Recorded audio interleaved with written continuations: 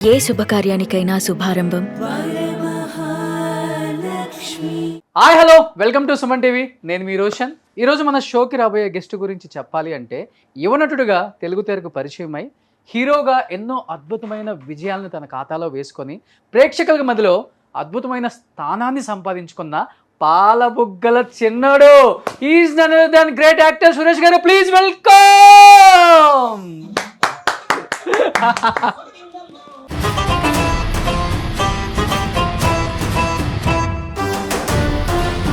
So Suresh గారు 6 అడుగుల ఆజానుబావుడు.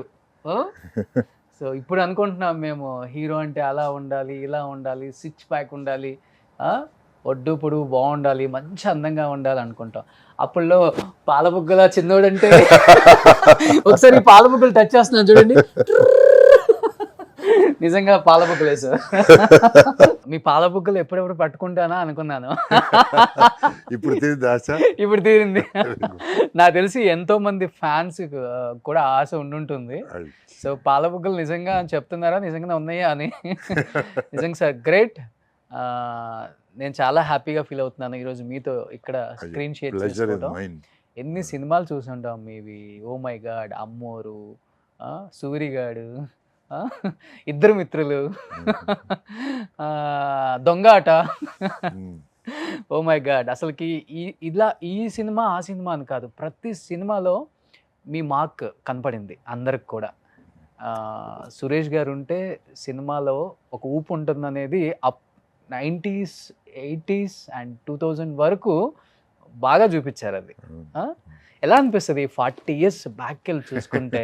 Oh my God, నేనేనా ఇది, ఇంత జర్నీ చేశానా, ఇన్ని సినిమాలు చేశానా, దానితో ఎంత కష్టపడి ఉంటారు. ఫస్ట్ ఆఫ్ ఆల్ దానికి అదృష్టం, భగవంతుని ఆశీస్సులు కూడా చాలా వరకు ఉన్నాయి.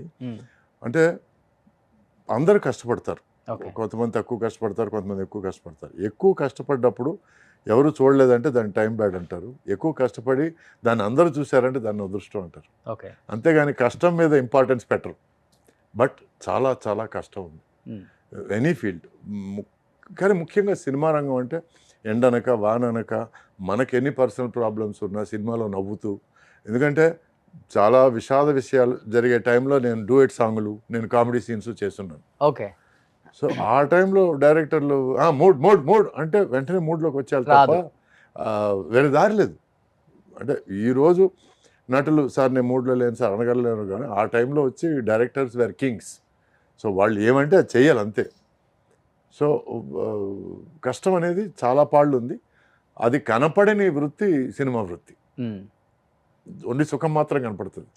ఓన్లీ ఆ వెండితెరపై అబ్బా ఆహా అది మాత్రం కనపడుతుంది. సో అట్లా కనపడడం కోసం మేము ఇంకా ఎక్కువ కష్టపడాలి. ఇంకా మీరున్నప్పుడు ఇంత టెక్నాలజీ కూడా లేదు కదా. లేదు. అప్పుడు దూకమంటే దూకేయడాలు, పడిపోమంటే పడిపోవడాలు.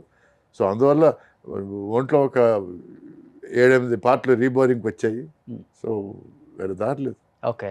అప్పుడంతా గ్లామర్ కింగ్, ప్లే అంటే మంచి ప్లే బాయ్, అవన్నీ పేర్లే. కానీ సొమ్మొకటిది సోకూడదు అన్నట్టు చాలామంది ప్లేలు చేశారు. బాయ్ పేరు నాకే వచ్చింది.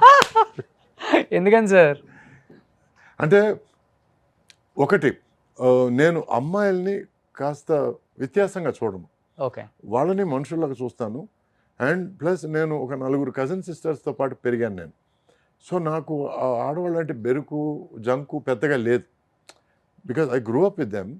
సో ఎవరైనా కనపడ్డప్పుడు ఒక కాంప్లిమెంట్తో హలో చెప్పుకోవడాలు, మీరు ఎలా ఉన్నారు, మీతోనే కలిసి పనిచేయాలి కాబట్టి మనం కొంచెం పరిచయం ఉంటే బాగుంటుంది, సీన్స్లో ఈజీగా ఉంటుంది. ఇలా నేను పరిచయాలు చేసుకొని ముందుకు దూసుకెళ్ళిపోతే మిగతా వాళ్ళు చూసి మాట్లాడేస్తున్నాడు మాట్లాడటమే తప్ప దాన్ని వేరే అర్థాలు తీసేసుకొని I don't find it anything wrong. But మాట్లాడితేనే తప్పు అనుకునే ప్రపంచం ఆ టైంలో.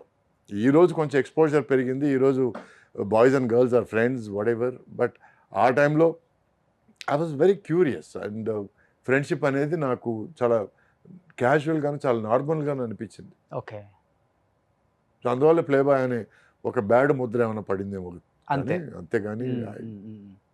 అంటే చాలామంది చెప్తుంటారు సార్, అంటే సరైన గైడెన్స్ లేకపోతే వేరే వేరే కారణాలు తెలియదు కానీ చిరంజీవి గారు, బాలకృష్ణ గారు, నాగార్జున గారు, వెంకటేష్ గారు తర్వాత సురేష్ గారే ఆ స్థానం కైవసం చేసుకునే అంత టాలెంట్ ఉంది, అంత అందం ఉంది, అన్ని సినిమాలు చేశారు. కానీ ఎక్కడో చిన్నపాటు పొరపాటైతే జరిగింది ఆయన లైఫ్‌లో. అదొక మిస్టరీయా ఏంటనేది తెలియదు ఎవరికి కూడా. ఎప్పుడన్నా మీరు అనుకుంటారా? నిజమే కదా ఇదని? నేను బేసిక్‌గా కర్మ సిద్ధాంతాన్ని నమ్ముతానండి. బాగా. మనకి ఏం రాసి పెట్టుందో మనకు అదే దొరుకుతుంది. హ్మ్. అంతేగాని మనకిదే అని రిలాక్స్ అయిపోవడం కంటే ఎప్పటికప్పుడు మనల్ని మనం బెటర్ చేసుకోవడం మంచిదని నేను నమ్ముతాను. మనకు వచ్చే అవకాశాల్లో ఏది మంచి అవకాశం మనం తీసుకోగలమే కానీ మనకు లేని అవకాశాల కోసం తాపత్రయపడితే దానివల్ల పోగొట్టుకున్నది ఎక్కువ జరుగుతుంది. అది నాకు జరిగింది కూడా. ఎందుకంటే నాకు మంచి అవకాశాలు రావడం లేదు, మంచి క్యారెక్టర్స్ రావడం లేదని నేను సినిమా రంగం నిర్మాణంలోకి దిగి దానివల్ల కాస్త డబ్బులు పోగొట్టుకొని ఇవన్నీ కూడా జరిగాయి. సో అప్పుడు నాకు అర్థమైంది ఏమిటంటే మనకి టైం వచ్చినప్పుడు మనకేం రావాలో వస్తుంది తప్ప మనం దాని వెనకాల పరిగెత్తడం కరెక్ట్ కాదు. దానివల్ల మనం పోగొట్టుకున్నది ఎక్కువ ఉంటుంది అనేది అర్థమైంది. ఇది ఎలా ఉంటుందంటే అండి, పులిని చూసి నక్కవాత పెట్టుకున్నట్టు ఉండకూడదు అనేది నా అభిప్రాయం. ఎప్పుడు అనిపించింది సార్ అది మీకు? డబ్బులు పోగొట్టుకున్న ఏజ్ తర్వాత ఆఫ్ అంటే ఒక ఏజ్‌లో 35, 36 36 అనిపించింది. నేను మొదటి నుంచి అండి, నేను యాక్చువల్గా స్టార్ట్ అయింది ఒక కెరీర్, ఒక అసిస్టెంట్ డైరెక్టర్ గాను, ఒక ఎడిటింగ్ అసిస్టెంట్ గాను స్టార్ట్ అయ్యాను. ఎందుకు స్టార్ట్ అయిందంటే కెరీర్ అట్లా, మా ఫాదర్ ఫైనాన్షియల్గా ఒక సినిమా తీసి దెబ్బతిని ఇంకా మాకు కొంచెం కష్టం అనిపించే టైంలో నేను కూడా అంతా వదిలేసి అమెరికా వెళ్ళిపోయి చదువుకోవడం. మా రిలేటివ్స్ ఉన్నారు అమెరికాలో. సో అక్కడికి వెళ్ళి చదువుకోవడం కంటే ఇక్కడ ఉండి కుటుంబానికి హెల్ప్ చేయాలన్నది నా తాపత్రయంతో నేను ఇలా సైడు మా ఇంట్లో చెప్పకుండా ఒక అసిస్టెంట్ డైరెక్టర్ గాను, నైట్ టైము ఎడిటింగ్ అసిస్టెంట్ గాను, ఆ తర్వాత మార్నింగ్ 6 to 9:30, 10 సంపత్ మాస్టర్ దగ్గర ఒక అసిస్టెంట్ డాన్సర్ గాను ట్రైనింగ్ అయ్యి, సో ఇది జరుగుతూ ఎంతో కొంత సంపాదిస్తే చాలు, ఎంతో కొంత తీసుకెళ్ళి ఇంట్లో మనం కాంట్రిబ్యూట్ చేస్తే చాలు అనుకునే టైంలో ఎడిటింగ్ రూమ్లో నేను ఫిల్మ్ క్యాన్స్ తీసుకెళ్తుంటే ఒక రూమ్ నుంచి ఇంకో రూమ్కి డైరెక్టర్ భారతి గారు, డైరెక్టర్ వాసు గారు అని తమిళ్లో ఇద్దరు ఇప్పుడు పెద్ద డైరెక్టర్లు, వాళ్ళు చూసి నువ్వు సినిమాలో యాక్ట్ చేస్తున్నావు అని చెప్తే నేను అట్లా నా కెరీర్ స్టార్ట్ అయింది. నేను అప్పుడు ఏమనుకున్నా, చిన్న వేషం ఏమనుకున్నాను, చూస్తే హీరో అని అన్నారు. సో అప్పటికీ నాకు హీరో అర్హతలు ఉంటాయని నాకు తెలియదు. ఎందుకంటే మా ఫాదర్ మొదటి నుంచి కలర్ అంటే కృష్ణ గారి లాగా ఉండాలి, స్టైల్ అంటే నాగేశ్వర గారి లాగా ఉండాలి, టీవీ గాంభీర్యం అంటే ఎన్టీఆర్ గారి లాగా ఉండాలి, నాజుక్తనం అంటే సోహన్ బాబు గారిలా ఉండాలి, నువ్వే నీ మొహం చూడు అని కొంచెం మొదటి నుంచి నన్ను కొంచెం మా నాన్నే. అదేంటి, మీరు అందంగానే ఉంటారు కదా సార్. అప్పట్లో ఏముందండి, అప్పట్లో కొంచెం ఆ అడాలసెన్స్లో కొంచెం మొటిమలు అవి పెట్టుకొని కొంచెం లైట్గా దరిద్రంగానే ఉన్నాను నేను చూడడానికి. సో పోను కొంచెం ఏమైనా బెటర్ అవుతావు కానీ ఇప్పటికీ నన్ను ఎవరైనా సార్ మీరు అందగాడు సార్ అంటే నాకు ఎక్కడ మొహం పెట్టుకోవాలో తెలియదు, మోసేస్తున్నారేమో నేను చిన్న డౌట్ తప్ప. ఎందుకంటే చిన్నప్పటి నుంచి నాకు ఇచ్చిన ఇన్సెక్యూరిటీ అది, మా ఫాదర్ నాకు ఇచ్చిన ఇన్సెక్యూరిటీ. సో ఇలా నా కెరియర్ స్టార్ట్ అయ్యి నేను యాక్టర్ అయితే చాలు, నేను ఫ్యామిలీకి నేను కాంట్రిబ్యూట్ చేయగలిగితే చాలు అన్న ఒక పొజిషన్ నుంచి ఒక హీరో అయ్యి ఇన్ని సినిమాలు హీరోగా చేశానంటే అది నా అదృష్టం అనుకుంటున్నాను. 500 above లేదండి, ఫిల్మ్స్ 346 346 యాజ్ ఎ హీరోగా. As a hero 200 దాటిందండి. అంటే తమిళ్లో ఆల్రెడీ 100 దాటి ఆ తర్వాతే ఫుల్ టైం తెలుగుకి వచ్చాను నేను. తెలుగుకు రావడానికి కారణం కూడా ఏంటంటే తమిళ్లో నేను ఎక్కడో ఒక మూస పాత్రలో ఒక lover boy hero, lover boy క్యారెక్టర్స్లో నేను మగ్గిపోతున్నాననే ఫీలింగ్ వచ్చి దాంతో నేను అటువంటి సినిమాలు నేను ఆపేయాలి, కొంచెం డిఫరెంట్ క్యారెక్టర్స్ చేయాలి, నాలో కేపబిలిటీ లేదా అనుకునే టైంలో కొంచెం తమిళల్లో కొంచెం స్టాగ్నెంట్ ఫీలింగ్ వచ్చింది. దాంతో నేను సరే ఓకే తెలుగుని కదా మరి తెలుగులో ట్రై చేయొచ్చు కదా అని చెప్పి అప్పుడు నాయుడు గారు కలవడం జరిగింది. అప్పుడు పుట్టింటి పట్టుచీర ద్వారా మళ్ళీ బ్రేక్ వచ్చింది. సో ఇలా కెరియర్ స్టార్ట్ అయిన నేను మొదటి నుంచి యాక్టర్గా ఎలా రాణించాలని ఆలోచించాను తప్ప నేను హీరోగా ఎలా రాణించాలి, హీరోగా ఎలా వెలగాలి, హీరోగా ఎలా మెలగాలి, హీరోగా ఎలా జనాన్ని చూసి అది నాకు లేదండి. అందుకే మీరు చూస్తే నేను అక్కడక్కడ సినిమాల్లో కామెడీ చేశాను, అక్కడక్కడ లేడీస్ సినిమాలు చేశాను, అప్పుడప్పుడు విలన్ పాత్రలు చేశాను. ఇప్పుడు సూరిగాడిలో నెగిటివ్ పాత్ర, ఇద్దరుముత్తుల్లో నెగిటివ్ పాత్ర, ఆ తర్వాత దొంగాటలో నెగిటివ్, ఆ తర్వాత నాయుడు గారి సినిమా ఒక సినిమా ఉంది సుమన్తో చేశాను నేను, ఆ సినిమా నెగిటివ్ క్యారెక్టర్, దాంట్లో మంచి పేరు వచ్చింది. సో ఇలా మొదటి నుంచి అన్ని రకాల పాత్రలు చేయాలన్న తాపత్రయం ఎక్కువ ఉంది, యాజ్ అన్ యాక్టర్గా ప్రూవ్ చేసుకోవాలన్న తాపత్రయం ఎక్కువ ఉంది తప్ప నేను హీరోగా నేను చిరకాలం ఉండిపోవాలి, నేను ఎప్పుడు డాన్సులు చేస్తూ ఉండాలి ఎప్పుడు, అది కొంతమందికే అది వర్తిస్తుంది. బట్ ప్రేక్షకుల మధ్యలో మటుకు నిలిచిపోయారు సార్. యాజ్ ఎ మంచి హీరోగా నిలిచిపోయారు. అది వాళ్ళ అభిమానం, నా అదృష్టం. అంతేగాని నేను ఎక్కువ ఓవర్ ఎక్స్పెక్ట్ చేయలేదండి. నాకు ఎంత వచ్చిందో అంత నేను తీసుకోవడం బెటర్ అనేది ఒక ఒక అండర్స్టాండింగ్కి వచ్చాను నేను. ఓకే. ఇంకా మంచి రోల్స్ చేయాలి, ఇంకా మంచి పర్ఫార్మెన్స్ చేయాలని ఎప్పుడైతే నేను కథలు ఎంచుకొని నేను సినిమాలు తీయాలనుకున్నానో, ఇక్కడ ఇండస్ట్రీలో ఎలా ఉంటుందంటే, మీరు ఒకటి ఆలోచిస్తే పక్కన 10 మంది ఉంటారండి. ఇది కరెక్ట్ కాదండి, మాస్ కోసం ఇది చేయాలండి, క్లాస్ కోసం ఇది చేయాలి, చెడగొట్టే వాళ్ళు ఎక్కువ ఉంటారు. సో మనం ఒక సినిమా తీయాలి, ఈ కథ ఇలాగే అనుకోవడానికి మధ్యలో ఆటంకాలు చాలా ఉంటాయి. ఈ ఆటంకాలు నాకు చాలా జరిగాయి. దానివల్ల డబ్బులు పోగొట్టుకున్న పరిస్థితి ఏర్పడింది. అప్పటి నుంచి నేను మనం హీరోగా మనం సినిమాలు తీసుకుంటే దాన్ని బయర్స్ కానీ వేరే దాన్ని కమర్షియల్గా వాడుకునే వాళ్ళు ఎక్కువ వాడుకోవచ్చు అనే ఆలోచన వచ్చింది, అని నిర్ధారణ వచ్చింది. సో దాంతో నేను హీరోగా నేను సినిమాలు చేయకూడదు, ఒకవేళ నేను సినిమాలు చేస్తే కథ నమ్ముకొని మంచి కథను ఎన్నుకొని ఎవరితోనైనా చేయొచ్చు అనే ఫీలింగ్ నాకు కలిగింది. ఆ నిర్ధారణకు వచ్చాను నేను. Okay sir. అంటే ఇప్పుడు నాగార్జున గారు, వెంకటేష్ గారు, చిరంజీవి గారు, బాలకృష్ణ గారు, ఈ నలుగురు 4 పిల్లర్స్ అని చెప్తారు. కృష్ణ గారు, కృష్ణరాజు గారు, ఎన్టీఆర్, ఏఎన్ఆర్ గారు తర్వాత. వాళ్ళ తర్వాత మటుకు పీక్లో ఉంది మీరు, సుమన్ గారు, భానుచంద్ర గారు, వినోద్ కుమార్ గారు, ఒక 5-6 మంది హీరోస్ ఉన్నారు. మీ మధ్యలో ఎలా ఉండేది? హెల్దీగా ఉండేదా కాంపిటీషన్? లేకపోతే ఒకళ్ళకొకళ్ళు, అంటే మీరు అందంగా ఉంటారు, సుమన్ గారు అందంగా ఉంటారు, వినోద్ గారు సేమ్ హైట్, అసలు మిమ్మల్ని ఒకరికొకరిని ఎవరు తక్కువ అని చెప్పలేము కూడా. అంటే చాలా హెల్తీగా ఉండేది. But at the same time ఇట్లా మీరు సుమన్ గారు చేయాలి, మీరు వినోద్ కుమార్ గారు చేయాలి, మీరు భానుచంద్ర గారు చేయాలంటే ముందు కథ ఏంటి, క్యారెక్టర్ ఏంటి, మనల్ని డామినేట్ చేసే క్యారెక్టరైజేషన్ ఉందా, లేకపోతే మనకి ఈక్వల్ పాత్ర ఉందా, ఇది ముఖ్యంగా తీసుకున్నాం మేము. ఎందుకంటే ఒక్కోసార్లు ఏమవుతాయంటే, ఒక డైరెక్టర్కి ఒక హీరో ఎక్కువ నచ్చి, సరే ఈ హీరోకి ఇంకో సపోర్టింగ్ హీరో అంటే బాగుంటుందని మనల్ని వాడుకోవడానికి ట్రై చేయడాలు, ఇవన్నీ ఎందుకు అనేది మ్యాక్సిమం అవాయిడ్ చేశాను తప్ప. బట్ నాయుడు గారి సినిమాలో నేను సుమన్తో పరువు ప్రతిష్ట అనే సినిమా చేశాను. అదే నేను చెప్పిన సినిమా, నెగిటివ్ క్యారెక్టర్. నాకు గుహనాథ్ అనే డైరెక్టర్ అండి, తమిళ డైరెక్టరు. తను నాకేం చెప్పాడంటే, నీకు స్క్రీన్ టైం తక్కువ ఉంటుంది, బట్ నువ్వు డెఫినెట్గా నువ్వు బాగా పర్ఫామ్ చేస్తే ఇంపాక్ట్ ఇవ్వగలవు అని ఒక 4 సీన్లు చదివి చెప్పాడు ఆయన. చాలా ఇంప్రెస్ అయ్యాను నేను. ఎందుకంటే ఒక తండ్రి ఎవరో తెలియని ఒక క్యారెక్టరు, ఆ తర్వాత తండ్రి ఎవరో తెలిసిన తర్వాత కూడా తండ్రి తను అక్నాలెడ్జ్ చేయని క్యారెక్టర్. సో బాస్టర్డ్ నలుగురి చేత పిలిపించుకున్నాను, సొంత తండ్రి చేత వెధవా చెత్త అని పిలిపించుకోవడం పెద్ద ఏముంది అనే టైప్ క్యారెక్టర్. అది కొంచెం రెబల్ క్యారెక్టర్.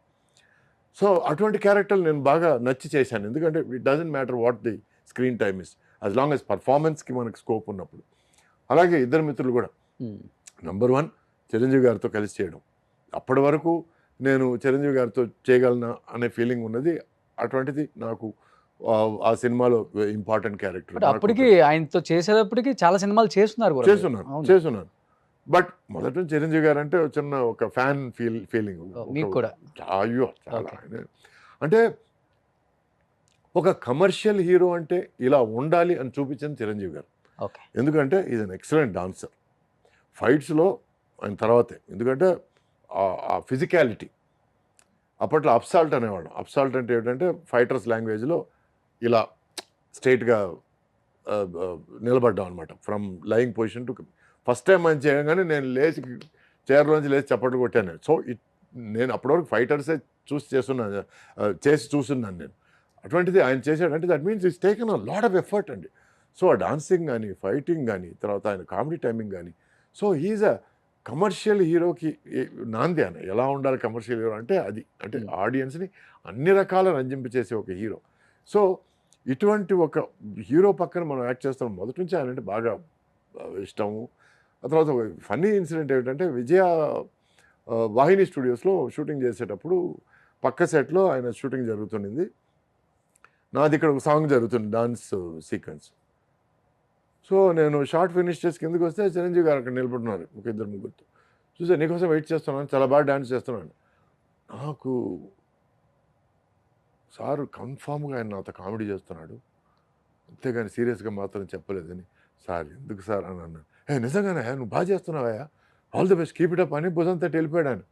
తర్వాత పక్కన సీరియస్గా చెప్పాడు ఆయన, లైక్ నన్ను మోసేసాడా ఏంటి అని అంటే, చిచ్చి లేదు ఆయన ఎందుకు ఆయన అట్లాంటి పెద్ద మనిషి నీ సెట్కి వచ్చి ఎందుకు అలాంటి మాటలు చెప్తాడంటే, that is my first recollection. ఓ అంటే మీరు షార్ట్లో ఉన్నారని డిస్టర్బ్ చేయకుండా వెయిట్ చేస్తున్నారు. అవును.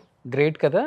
సో తర్వాత హలో ఐఎమ్ చిరంజీవి అని అంటారేమో అనుకున్నాను నేను. అది కూడా లేదు, ఏం లేదు, డైరెక్ట్గా వచ్చి చాలా బాగా డాన్స్ చేస్తున్నాను, వెరీ నైస్ అని అంటే నాకు అసలు షాక్. అది నోట మాట రాలేదు. ఇది నా ఫస్ట్ మీటింగ్ అండి చిరంజీవి గారు. ఓ అప్పుడు ఫస్ట్ మీటింగ్. అప్పుడు సినిమాలు చూస్తున్నాను తప్ప మీటింగ్, డైరెక్ట్ మీటింగ్ అనేది మాట్లాడటం అని లేదు.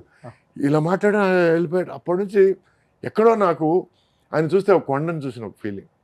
So that is always remind, okay, always మనసులో అది నిలిచిపోయింది. సో మళ్ళీ చిరంజీవి గారితో ఇన్ని సంవత్సరాల తర్వాత కలవడాలు, మాట్లాడాలు, అన్నగారు అన్నగారు అనడాలు, తర్వాత తమ్ముడు అని అనడాలు, అని ఆప్యాయంగా పిలవడం. సో ఫస్ట్ టైం అనేది ఆయనతో యాక్ట్ చేయడం, తర్వాత ఆయనతో ఇంటరాక్షన్, ఆయనతో సీన్స్ ఎట్లా చేయడం అనేది, is a very giving actor అండి, వెరీ వెరీ వెల్కమింగ్ యాక్టర్. మీరు ఏదైనా కొత్తగా చేస్తే ఆయనకి భలే నచ్చేస్తుంది. నాకు అప్పటి నుంచి అప్పుడు ఏంటంటే నాకు ప్రతి సినిమాలో ఏదో ఒకటి పెట్టాలని ఒక చిన్న తాపత్రయం. సో సార్ ఫోటోగ్రాఫర్గా సార్ నేను రాఘవేంద్ర గారితో, సార్ నేను కచాక్ అని పెడతాను సార్ అని ఒక మాట చిరంజీవి గారితో కూడా చెప్పేద్దామని అంటే, సరే దాంతో ఒకటి, అది లేకుండా ఒకటి చేసాం. మధ్యాహ్నం లంచ్ బ్రేక్ తర్వాత చిరంజీవి గారు వచ్చి ఇట్లా సురేష్ ఏదో మాట్లాడాలన్నాడు. ఆయన కూడా భయం డైరెక్ట్గా మాట చెప్పడానికి, సురేష్ మాట్లాడాను. ఏంటి సురేష్ ఏంటి చెప్పాను. సరే ఏం లేదు సార్ ఫోటోగ్రాఫర్ కదా, కచాక్ అని ఏదైనా పెడదాం, బాగుంది ఇంకోసారి చెయ్యి కచాక్ అన్నాను. First class. ఇది తీసారా దాంతో అన్నాను. అవును, ఒకటి సేఫ్టీగా అది తీసాం, ఒకటి అది లేకుండా తీసాం. లేకుండా వద్దు, అదే ఉండాలి మీరు ప్రతి సీన్లోనూ అట్లీస్ట్ వన్స్ అన్న సార్ నువ్వు చెప్పు, చాలా బాగుంది, వెరీ క్యాచీగా ఉంది సురేష్ అన్న. ఇంత ఎంకరేజ్మెంట్ ఇంకో హీరో దగ్గర దొరకడం వెరీ రేర్ అండి. సో ఇది ఆయన దగ్గర చూశాను. That's why I like him so much. Supporting character అంటే అది వేరు సార్. అంటే విలన్ రోల్ చేసేటప్పుడు మనకిష్టమైన హీరోని, మనకిష్టమైన వ్యక్తి దగ్గర ఆ సీన్స్ చేసేటప్పుడు చాలా ఇబ్బందికరంగా ఉంటుంది. ఏదో ఉంటాయి కదా డైలాగులు కొంచెం అంటే వేరే లెవెల్లో. అప్పుడు ఏమైనా ఇబ్బంది పడ్డారా ఇద్దరు మిత్రుల టైంలో మీరు? నాకు శివాజీ గారు ఒక సామెత చెప్పేవారు, కుక్క వేషం వేస్తే మొరక్క తప్పదని. ఎందుకంటే తుణయ్య అని ఒక సినిమా, ఆ సినిమాలో నా పెళ్ళాం మాట విని ఆయన ఇంట్లోంచి బయటికి గెంటేస్తాను. ఓకే. ఒకనొక స్టేజ్లో బయటికి పో అని ఫైనల్గా ఒక పుష్ ఇవ్వాలి. పుష్ ఇస్తే ఆయన వెళ్ళి కింద పడాలి. నేను వెంటనే కాళ్ళ, సార్ మీరు సీనియర్ ఆర్టిస్ట్ సార్, మిమ్మల్ని నేను పుష్ చేయడం సార్, అది లేకుండా ఏమైనా చేద్దాం సార్ అంటే, అప్పుడు ఆయన తిరిగి అన్నాడు, కుక్క వేషం వేస్తే మొరక్క తప్పదు. ఒకవేళ నాకు సింపతి ఫీల్ అయినా లేక నిన్ను తిట్టుకున్నా అది సీన్లో ఉంది, అది రైటర్ రాశాడు, అది నువ్వు చెయ్యక తప్పదు. నువ్వు అంత బలంగా చేస్తే తప్ప ఈ కథకు అంత ఇంపాక్ట్ ఉండదు. సో నువ్వు డెఫినెట్గా పుష్ చేయాలి. ఓకే. ఫస్ట్ టైం కొంచెం ఇట్లా అన్నాను నేను, హే ఏంటి ముద్దులాడుతున్నా పోయి అని అన్నాడు. సో వెంటనే బలంగా దోశాను, కింద పడ్డాడు. కింద పడగానే అమ్మా అని నాకు నిజంగా పడ్డాడేమో అనిపించింది. నాకు చూస్తే తర్వాత యాక్టింగ్ ఆయన లేదు, ఏం లేదు నేను ఎందుకు చెప్తున్నా అర్థం చేసుకో. ఒక్కొక్క రైటర్ ఒక్కొక్క ఫీలింగ్తో రాస్తాడు. ఆ రాసినప్పుడు అది పండాలంటే ఆర్టిస్ట్ తనకు 100% ఇవ్వాలి. సో అందుకే చెప్పాను నేను, కుక్క వేషం వేస్తే మొరక్క తప్పదని. సో నేను విలన్ వేషం వేసినప్పుడు ఆయన తిట్టక తప్పదు, ఆయన దగ్గర దెబ్బలు తినక తప్పదు. సో ఇవన్నీ ప్రాసెస్ అండి. ఎందుకంటే సినిమాని పండించాలి, దట్ ఈస్ మోర్ ఇంపార్టెంట్. ముందు నుంచి నాకు ఈ సురేష్ ఇమేజ్, హీరో ఇమేజ్ ఇట్లాంటివి పెద్ద బ్యాషజాలు ఏమి లేవండి. ఓకే. సో దానివల్ల నాకు పెద్ద ప్రాబ్లం అనిపించలేదు. ఒకసారి నాకు ఒక ఫన్నీ ఇన్సిడెంట్ ఏమిటంటే, అజిత్ గారు ప్లస్ ఇంకొక హీరో, మా హీరో పేరు వద్దులేండి. సో ఇంకో హీరోతో చెప్తే ఇట్లా ఆయన అజిత్ గారు ఆ హీరోని తిడితే ఏమవుద్దంటే హీరో కొట్టడానికి ట్రై చేస్తారు. సో ఆయన అజిత్ గారు కొడతారు ఆ హీరోని. ఆ హీరో ఆ సినిమాలో కొంచెం నెగిటివ్ క్యారెక్టర్ కొట్టి అంటే ఇప్పుడు ఏమవుద్దంటే కొంచెం ఫోర్స్ ఎక్కువ ఉంటుంది ఆ హీరో దగ్గర నుంచి. ఫోర్స్ ఎక్కువ ఉంటే తను అన్నాడు, సార్ మీ ఫ్యాన్స్ ఫీల్ అవుతారు సార్ అంటే, ఏం పర్లేదు అది మన మనసులో పెట్టుకోవద్దారు. సో లాస్ట్లో వచ్చి మళ్ళీ అజిత్ అతన్ని చితక్ కొట్టే సన్నివేశం. సో తను అన్నాడు, నీ ఫ్యాన్స్ ఏమైనా ఫీల్ అవుతారని. ఒకరిద్దరికి నేను ఫోన్ చేసి చెప్పుకుంటాను లేండి సార్ అన్నాడు అంట. అంటే ఓకే, తను ఎంత కామెడీగా చెప్పినా ఎంత స్పోర్టివ్గా తీసుకున్నాడు చూడండి. అవునా, మీ టైంలో బాగుంటుంది సార్. వాళ్ళ ఇష్టమైన హీరోని ఏదన్నా చేస్తే యా ఫ్యాన్స్ ఎక్కడికైనా వెళ్ళినప్పుడు అంతే. మీద పడేస్తారు అని భయం. అవునండి. ఈవెన్ మన సింహాద్రి టైంలో కూడా వేణుమాధవ్ ఎన్టీఆర్ ఫీట్ ఇక్కడ టచ్ చేసి ఏదో చెయ్యాలి మసాజ్ లాంటిది, పెద్ద గొడవ అప్పుడు కూడా. నాకు సూరిగాడి సినిమా తర్వాత ఎంతమంది తిట్టుకున్నారో. నేను రాజమండ్రి ట్రైన్ దిగి షూటింగ్కి వెళ్ళడానికి చూస్తే అదో సచ్చినోడు వచ్చాడు, వాళ్ళ ఆయన సరిగ్గా చూసుకోకపోతే అమ్మా నన్ను వదిలేసే ఎదవా అని నన్ను పబ్లిక్గా తిట్టారు. ఆ తర్వాత నాకు స్ట్రైక్ అయ్యి, అమ్మో సూరిగాడు ఇప్పుడే రిలీజ్ కాదు, కొంచెం జాగ్రత్తగా ఉండాలి మన. నేను ఇంపాక్ట్ ఎక్కువ ఉంటుంది జనంలో ఒక సినిమా రిలీజ్ ఓన్ అయిందంటే. చేసుకుంటారు వాళ్ళు.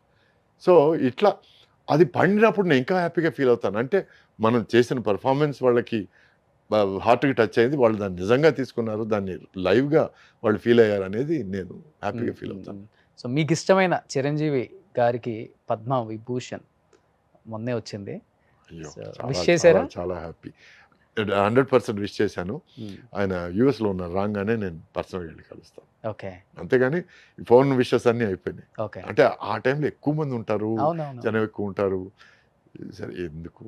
సో మీరు చెప్పేదాన్ని బట్టి స్టార్ హోదా అనేది ఆయన ఎప్పుడు ఆలోచించారు, ఇంకా లేదు అట్లీస్ట్ మా వరకు ఆయన డౌన్ టు ఎర్త్, ఇంకా very down to earth.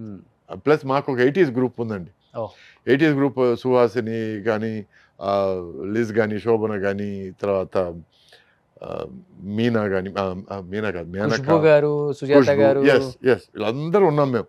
So 80s group సంవత్సరానికి ఒకసారి ఎక్కడో కలుస్తాం. ఈసారి చెన్నైలో జరిగిన తుఫాను వరదల వల్ల జరగలేదు. Next year probably this year end ఉంటుంది.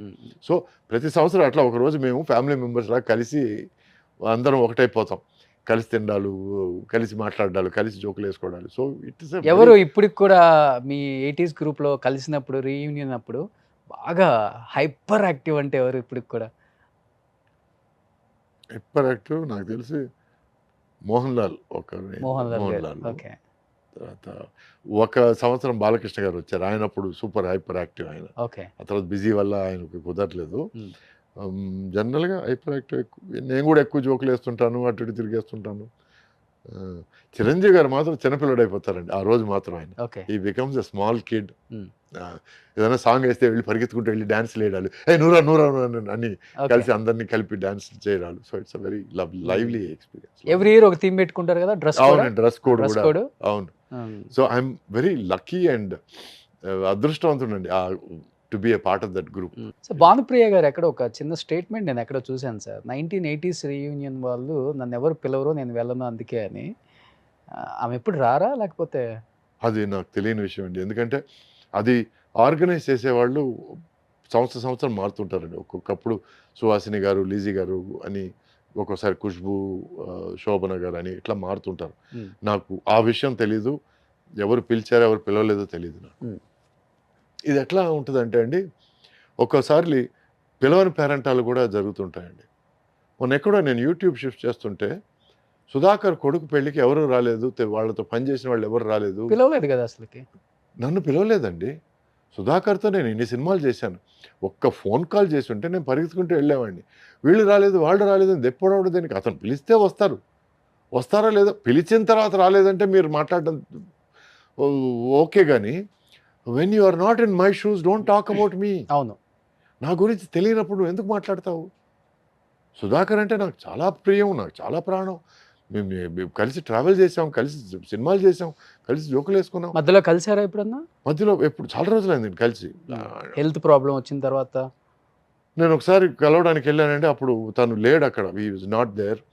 ఇల్లు మారారని ఇంకోసారి. సో నాకు కమ్యూనికేషన్ కొంచెం కష్టం అయిపోయింది.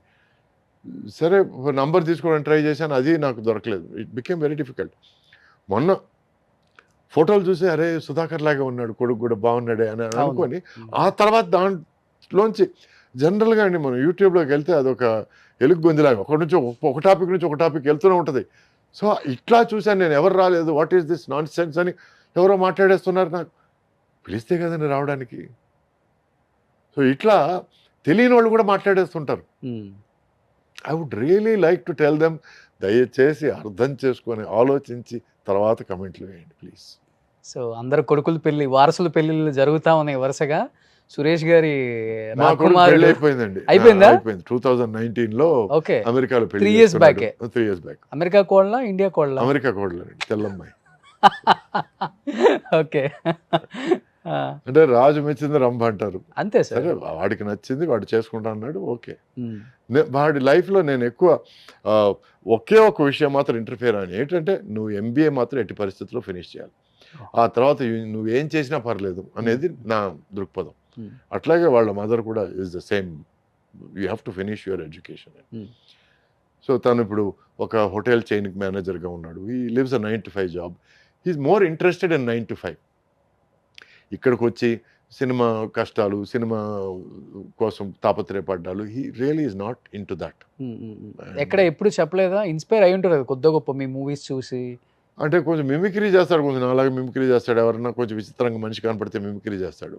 సో అడిగాను నేను, నీకేమైనా ఇంట్రెస్ట్ ఉందా? నాట్ రియల్లీ డాడీ, నువ్వు హాలీవుడ్ సినిమా చేస్తుంది, అంత సీన్ నీకు లేదు నాకు లేదు అని చెప్పాను నేను. So is really not interested, is happy. ఏదో మార్నింగ్ 9 o'clock వెళ్ళాం, ఈవినింగ్ 6 o'clock ఇంటికి వచ్చాము, మన పనులు మనం చేసుకున్నాం. ఈవినింగ్ మళ్ళీ వీకెండ్ స్పోర్ట్స్ చూస్తాడు, వాలీబాల్ కానీ ఫుట్బాల్ కానీ అవి చూస్తాడు. So is fine. సో ఇప్పుడు అమ్మా నాన్న మీతోనే ఉంటున్నారా? నాన్న లేరండి, 2000లో పోయారు. అమ్మ నాతోనే ఉన్నారు. మా అమ్మ వైఫ్ కలిసి ఉన్నారు. అమ్మని చాలా బాగా చూసుకుంటారని చాలా చోట్ల విన్నాను నేను. ఉన్నది ఒక అమ్మ కదండి, చూసుకోకుండా ఎలా ఉంటాం. సో అంటే నాకు నిజం చెప్పాలండి, రాజేశ్వరమ్మ అని ఒక లేడీ అండి, మా ఫాదర్ వాళ్ళ ఎల్డర్ సిస్టర్. ఓకే. నిజంగా నన్ను పెంచింది ఆమె. She's iron lady. ఓకే. ఇంట్లో వచ్చి ఫైనాన్సెస్ కానివ్వండి, ఎవరు వచ్చినా ఎవరు వెళ్ళినా మంచి చెడులు చూడడం కానివ్వండి, రాజేశ్వరమ్మ గారు షీఈ్ మై రియల్ మదర్. ఈ రోజుకి మా అమ్మతో జోక్ చేస్తుంటాను, రూపురేఖలు నీకు నాకు దగ్గర ఉన్నా కూడా she's my real mother, be careful అని. సో అమ్మ బిజీగా ఉండేవాళ్ళ? అంటే అమ్మ 15th year ఆల్మోస్ట్ 16 దగ్గరకు వచ్చేటప్పుడు నన్ను కనిందండి. సో షీ డజంట్ నో ఒక తల్లి ఎలా ఉండాలి, ఏమిటి, ఏం చేయాలి, ఏమిటి. అప్పుడు దగ్గరుండి అన్నీ చూసుకునేది మా ఫాదర్ వాళ్ళ సిస్టర్. ఓకే. సో రాజేశ్వరి ఆమె పేరు, అత్తగారు. అవుని. మా కజిన్ సిస్టర్స్ పెద్దమ్మ అని పిలిచేవాళ్ళు. నా చిన్న వయసులో ఏజ్లో దెమ్మ చేశాను నేను దాన్ని. ఆ పెద్దమ్మ దెమ్మ అయింది. దాంతో ఇంట్లో అందరూ దెమ్మ అని పిలవడం స్టార్ట్ చేశారు. Okay. She's a very very strong independent lady. So అప్పటి నుంచే నాకు ఈ స్ట్రాంగ్ ఇండిపెండెంట్ లేడీస్ అంటే ఇష్టం మొదలైంది. I really I'm not very fond of మీరేం చెప్తే అదండి, లేకపోతే మీరేమనుకుంటే నాకు అది నాకు నీ వ్యక్తిత్వం ఏమిటి? ఇండిపెండెంట్గానే ఉంటారు. నాకు I like women who are independent. అంటే I'm not talking about feminism. అంటే నాకు ఇది కావాలి జీవితంలో, నేను ఈ గోల్ రీచ్ అవ్వాలి, నేను ఇది చేయాలనుకుంటున్నాను అని ఒక దృక్పథం ఉన్నవాళ్ళంటే ఎక్కువ ఇష్టం నాకు. ఓకే. ఎందుకంటే టుడే ఒక lady is being exploited by a man. Reason is either education తక్కువ, లేకపోతే ఎకనామీ తక్కువ, లేకపోతే నాలెడ్జ్ తక్కువ వల్ల జరుగుతుంది. ఈ మూడు ఎందుకు నివృత్తి చేసుకోకూడదు? ఒక ఎడ్యుకేషన్ వల్ల నాలెడ్జ్ వస్తుంది, నాలెడ్జ్ వల్ల ఎకనామీ వస్తుంది. సో ఒక చిన్నపాటి ఫెమినిస్ట్ అనుకోండి నేను. So I want women to be equal, feel equal and to behave equal. Great. ఇది చిన్నప్పటి నుంచి ఉంది. ఎస్. ఓకే. లేకపోతే సినిమాలోకి వచ్చాక హీరోయిన్స్ని లేదు, అందుకే చెప్పాను నా రోల్ మోడల్ మా అత్తగారని, మా అత్తయ్య, మా ఫాదర్ సిస్టర్. అందుకే ఆమె షీ యూస్ టు అందరినీ కంట్రోల్లో పెట్టేది, అందరినీ. ఇంట్లో ఇంత ఖర్చు చేయాలంటే ఇంతే ఖర్చు చేయాలి. సో అప్పుడు మీరు ఎక్కువ నాన్నకు భయపడతారా, అమ్మకు భయపడతారా, అది పెంచిన అమ్మకు భయపడతారా? మాట మా అత్తగారికి భయపడతాను. ఆమె ఒక మాట అనిందంటే భయం. చేత మా నాన్న అంటే భయపడతాను. కొడతారా? బాగా. ఓకే. మార్కుల విషయంలోనూ, లేకపోతే ఈవినింగ్ 5 గంటలకంతా నేను క్రికెట్ ఆడి తిరిగి వస్తానని చెప్పి కొంచెం పొద్దుపోయిన తర్వాత ఒక 6:37కి వచ్చినప్పుడు బాగా పడ్డాయి, చిన్న గట్టిగా పడ్డాయి. సో అప్పటి నుంచి కొంచెం. ఏజ్ వరకు కొట్టారు నాన్న మిమ్మల్ని? నాన్న నా ఆల్మోస్ట్ 20వ ఏజ్ అప్పుడు ఒక చిన్న వాగ్వాదం జరిగింది. నీ కజిన్ సిస్టర్ని ఎట్టి పరిస్థితుల్లో పెళ్లి చేసుకోవాలన్నప్పుడు నేను చెప్పాను, నేను తను అలా చూడలేదు, నేను తను పెళ్లి చేసుకోలేను, నా మనసులో వేరే ఒక అమ్మాయి ఉంది అని అన్నప్పుడు ఆయన కోపం వచ్చి, నువ్వు పెళ్లి చేసుకుంటావా సస్తావా అంటే చేసుకోవాలి. అప్పుడు కొట్టడానికి వచ్చాడు ఆయన. సో కొట్టడానికి వస్తే నువ్వు చేయెత్తే బాగుండదు అని చిన్న వార్నింగ్ లాగా ఇచ్చాను. మా అమ్మ వచ్చి నన్ను కోప్పడి తోసేసి, ఎంత ధైర్యం నీకు మీ ఫాదర్కి ఎదురు మాట్లాడతావని ఆ రోజు ఇంట్లోంచి బయటకు వచ్చాను గొడవ. So that was the last day మా నాన్న కొట్టబోవడం. ఓకే. ఆ తర్వాత 10 సంవత్సరాల తర్వాత ఆయన సారీ చెప్పడాలు అవన్నీ అయిపోయాయి. బట్ అమ్మ అంటే ప్రాణం కదా? అమ్మంటే బాగా ఇష్టం. బాగా అంటే ముఖ్యంగా మన తెలుగు కల్చర్ ఏంటంటే తల్లిని బాగా చూసుకున్నవాడు భార్యనైతే చాలా బాగా చూసుకుంటాడు అపురూపంగా, ఇద్దరిని 2 కళ్ళగా భావిస్తారు అంటారు. సార్, ఇష్టపడి పెళ్లి చేసుకొని ఒక బిడ్డను కన్న తర్వాత విడాకులు తీసుకునే పరిస్థితి దాకా వచ్చింది కదా మీ జీవితం. ఏమనిపించింది సార్ ఆ క్షణంలో ఒక్కసారిగా? నేను అనితని పెళ్లి చేసుకునేవాడిని కాదేమో. ఒకవేళ మా ఫాదర్ అట్లా ఎక్స్ట్రీమ్ స్టెప్ తీసుకొని నన్ను ఇంట్లోంచి తరిమేయకుండా ఉంటే, నేను వెళ్ళి ఫ్రెండ్ ఇంట్లో ఉండడము, అట్లా ఇట్లా గాలికి వదిలేయడం ఇష్టం లేక అనిత వాళ్ళ తల్లిదండ్రులు, నువ్వు మా ఇంట్లోనే ఉండు, ఒక ఎంగేజ్మెంట్ చేసుకొని ఇక్కడే ఉండు అని అండాలు. ఆ తర్వాత మీరు అందరికీ తెలిసిపోయింది, పెళ్లి చేసుకుంటే బెటర్ ఏమో అని అండాలు. సో ఇట్లా నా ప్రమేయం లేకుండా కొన్ని విషయాలు ఫాస్ట్గా జరిగిపోయాయి. కోపంలో జరిగినాయి అవి? అవును. అదే మా ఫాదరు కొంచెం ఓకే, మనం దీని గురించి మాట్లాడదాము, నువ్వు ప్రేమిస్తున్నా అన్నావు కదా, టైం తీసుకో, ఒకవేళ మీ ఇద్దరికి సింక్ అవుతుంది, సెట్ అవుతుందని ఒక 6 నెలల తర్వాత, సంవత్సరాల తర్వాత అనిపిస్తే అప్పుడు పెళ్లి చేసుకో, 20-21కి ఏమిట్రా పెళ్ళి అని ఒక మాట అనుంటే అంత దూరం వెళ్ళుండేది కాదు. అండ్ నిజానికి పెళ్లి చేసుకునే టైంకి నా వయసు 21, తన వయసు 18. సో ఈ వయసులో వచ్చి సెట్ కాని వయసులో అండి, మనకి ఏం కావాలి, మన దారి ఏది, మనం ఏం దారి తీసుకోవాలి. I want education, I want a job, I want an independent life అనే దారి, లేక I want to adjust to my husband, నాకు మా హస్బెండ్ ఏం చేస్తే నాకు అది ఓకే, నేను తనకు సపోర్ట్గా ఉంటే చాలు అనే ఒక దారి. ఇట్లా చాలా దారులు ఉన్నాయండి లైఫ్లో. నాకు ఏ దారి కావాలని డిసైడ్ చేసుకోవడం తెలియని ఒక వయసు అది, 18 అనడం. టీనేజ్. ఒక మగవాడికి 21 అనేది టీనేజ్ కంటే తక్కువ. ఎందుకంటే మగవాడికి మెచ్యూరిటీ వచ్చేది 30-32 టైంలో వస్తుందండి. అప్పటి వరకు వాడు పిల్లకాకే. సో మా ఇద్దరికి మెచ్యూరిటీ లేని టైంలో కొన్ని, అప్పటికి ఇండస్ట్రీకి రాలేదు ఎవరు? మీరు. నేను ఆల్రెడీ వచ్చాను, 17 ఏట వచ్చాను. అప్పటికి హీరో, రొమాంటిక్ సినిమాలు అవి చేస్తున్నాను, బిజీగా ఉన్నాను. గొప్ప అసలు లైఫ్ అంటే ఏంటి అర్థమై ఉంటుంది కదా, ప్రపంచంలో తిరుగుతున్నారు కదా అక్కడ. అవును, టోటల్గా లైఫ్లో సక్సెస్ల కంటే దెబ్బల దగ్గర నుంచి చాలా నేర్చుకున్నాను. ఎందుకంటే success doesn't teach you much, failures only teach you a lot. So ఇట్లా నా ప్రమేయం లేకుండా ఒక రోడ్ రోలర్ పరిస్థితి, జీవితం అనేది ఒక రోడ్ రోలర్ అయిపోయి, ఓకే పెళ్లి చేసుకుంటే తప్ప వేరే దారి లేదు, ఎందుకంటే ఆ అమ్మాయి పేరు కూడా చెడిపోతుంది, సో పెళ్లి చేసుకొని చట్టబద్ధంగా కొన్ని విషయాలు చేయాలని పెళ్లి చేసుకోవడాలు జరిగింది. పెళ్ళి అయిన తర్వాత నుంచి ఏమైందంటే, తను సినిమా ఇండస్ట్రీ నుంచి ఒక చిన్న డిస్కనెక్ట్ స్టార్ట్ అయింది. డిస్కనెక్ట్ అంటే I'm not very happy with film people, అది ఇది ఆల్ దే టాక్ అబౌట్ సినిమా అండాలు. నాకు అప్పుడు సినిమా ఫ్రెండ్స్ ఎక్కువయ్యారు పెళ్లి తర్వాత. ఎవరు కథల గురించి మాట్లాడడం, కొంతమంది ప్రొడక్షన్ల గురించి మాట్లాడడం, కొంతమంది డైరెక్షన్ గురించి మాట్లాడడం, కొంతమంది ఆర్టిస్ట్ గురించి, గాడ్ ఫాదర్లు ఈ పర్ఫార్మెన్స్ ఇట్లా ఉంది, ఈ పర్ఫార్మెన్స్. నాకు ఎక్కువ అటువంటి ఒక ఫ్రెండ్షిప్ కానీ అటువంటి వాతావరణం ఎక్కువ రుచించింది. అప్పుడు ఇంకా ఆఫీసులు కూడా లేవు, ఇంటికి వచ్చేస్తారు. అవును, ఎస్. సో నాకు మీరు ఇంటికి వస్తే అదే విషయాలు మాట్లాడతారు, నాకు బోర్ కొడతాను, నా టాపిక్ లేవు, నాకు ఐ వాంట్ అదర్ ఫ్రెండ్స్ అన్నప్పుడు నేను ట్రై చేశాను సినిమా ఇండస్ట్రీ బయట ఫ్రెండ్స్ కోసం, ఎందుకంటే మేము ఇమ్మడాలని. బయట ఫ్రెండ్స్ వాళ్ళు మాట్లాడేది నాకు డిస్కనెక్ట్గా ఉంది. వాళ్ళు ఏదో కంపెనీ గురించి, ఒక ఆఫీస్ గురించి, వాటి గురించి మాట్లాడితే, లేకపోతే షేర్ల గురించి మాట్లాడితే అది నాకు సింక్ అవ్వలేదు. సో ఇట్లా ఒక చిన్న నాన్ సింక్లోనే కొంచెం వెళ్ళి మేము కొంచెం మా మధ్య డిస్టెన్స్ ఏర్పడుతుందని, కానీ వెంటనే వాళ్ళ తల్లిదండ్రులు మా తల్లిదండ్రులు ఎంటర్ అయిపోయి వాళ్లకున్న అపార తెలివితేటలతో ఒక బిడ్డ పుడితే అన్నీ సరైపోతాయి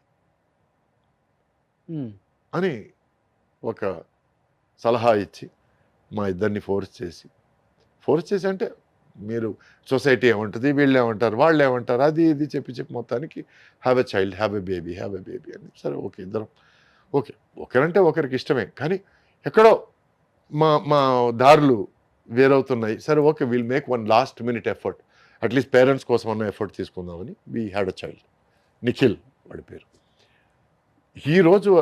ఆ రోజు నుంచి వాడు పుట్టినరోజు నా జీవితంలో అతి సంతోషమైన రోజు. ఈ రోజు వరకు I'm very happy that he's my son, is wonderful human being. మీరు లైఫ్లో అంత సంతోషంగా ఉండగలిగారు, మీరిద్దరు ఎందుకు విడిపోయారు మరి? అదే చెప్పొస్తున్నాను కదా, బిడ్డ పుట్టిన తర్వాత ఏమైందంటే she started feeling a lot of pressure. ఎందుకు ప్రెషర్ అంటే కరెక్ట్గా అప్పుడే నేను భయంకరంగా బిజీ అయ్యాను. ఓకే, అసలు రోజుకు 3 షూటింగ్లు. మార్నింగ్ వచ్చి 6 గంటలకి రెడీ అవ్వడం స్టార్ట్ అయితే 7 to 1 ఒక షూటింగ్, 2 to 9 ఒక షూటింగ్, 9 నుంచి మార్నింగ్ 3 వరకు ఒక షూటింగ్.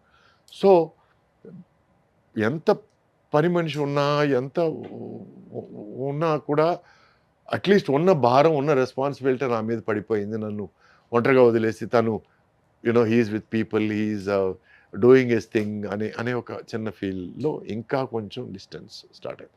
అప్పుడు నేను సినిమాలు తగ్గించుకొని I try to spend more time, but అప్పటికే దెర్ వాజ్ సమ్ చీలిక ఏర్పడిపోయింది. So that was the time. ఒక 4-5 ఏళ్ళు ఉన్నప్పుడు మా మధ్య కొంచెం there was a lot of కీచులాట అంటారు చూడండి, చిన్న చిన్న విషయాలకి.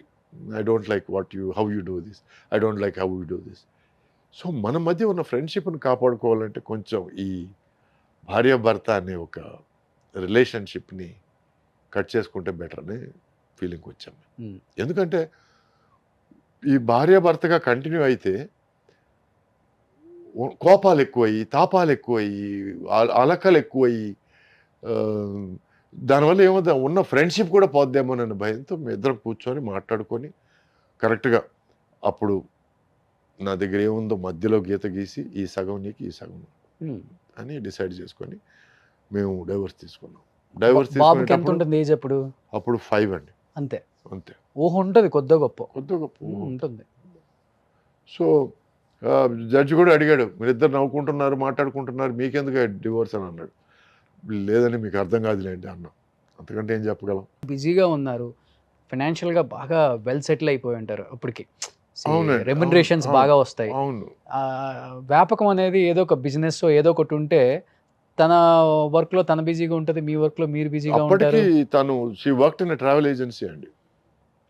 షీ వర్క్డ్ ఒక ట్రావెల్ ఏజెన్సీలో పనిచేసింది. తను డిప్లొమా సంపాదించింది. స్టడీస్ విషయంలో she very very capable. So diploma సంపాదించి తను ట్రావెల్ ఏజెన్సీలో ఆల్మోస్ట్ పార్ట్నర్గా అయింది.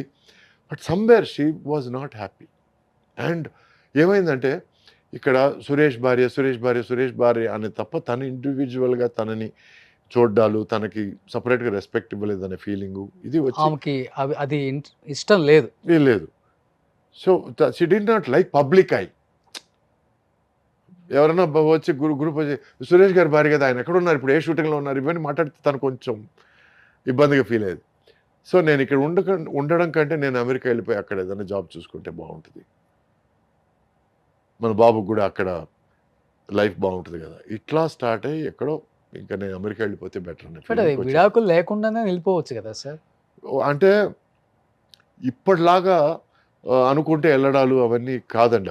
అప్పుడు ఆ టైంలో అమెరికా వెళ్ళడం అంటే ఒక మంత్ ట్రై చేస్తే నెక్స్ట్ మంత్, ఈ మంత్ ట్రై చేస్తే నెక్స్ట్ మంత్ వెళ్ళగలం అనే పరిస్థితి. సో ఒకసారి అంత దూరం ఏర్పడిందంటే అది పర్మనెంట్ దూరం అనే అనుకోవాలి తప్ప వేరే దారి లేదనే పరిస్థితిలో ఎక్కడో మా ఇద్దరి మధ్య భార్యాభర్తగా అనుబంధం మిగలలేదనేది అర్థమైపోయింది. అది అర్థమైపోవడంతో తన ఫ్రీడమ్ తనకి ఇచ్చేశాను. తను బాగుండాలి, బాబు బాగుండాలని నేను రాసి కూడా ఇచ్చేసాను. తను బాబుని తీసుకెళ్ళొచ్చు అమెరికాకి.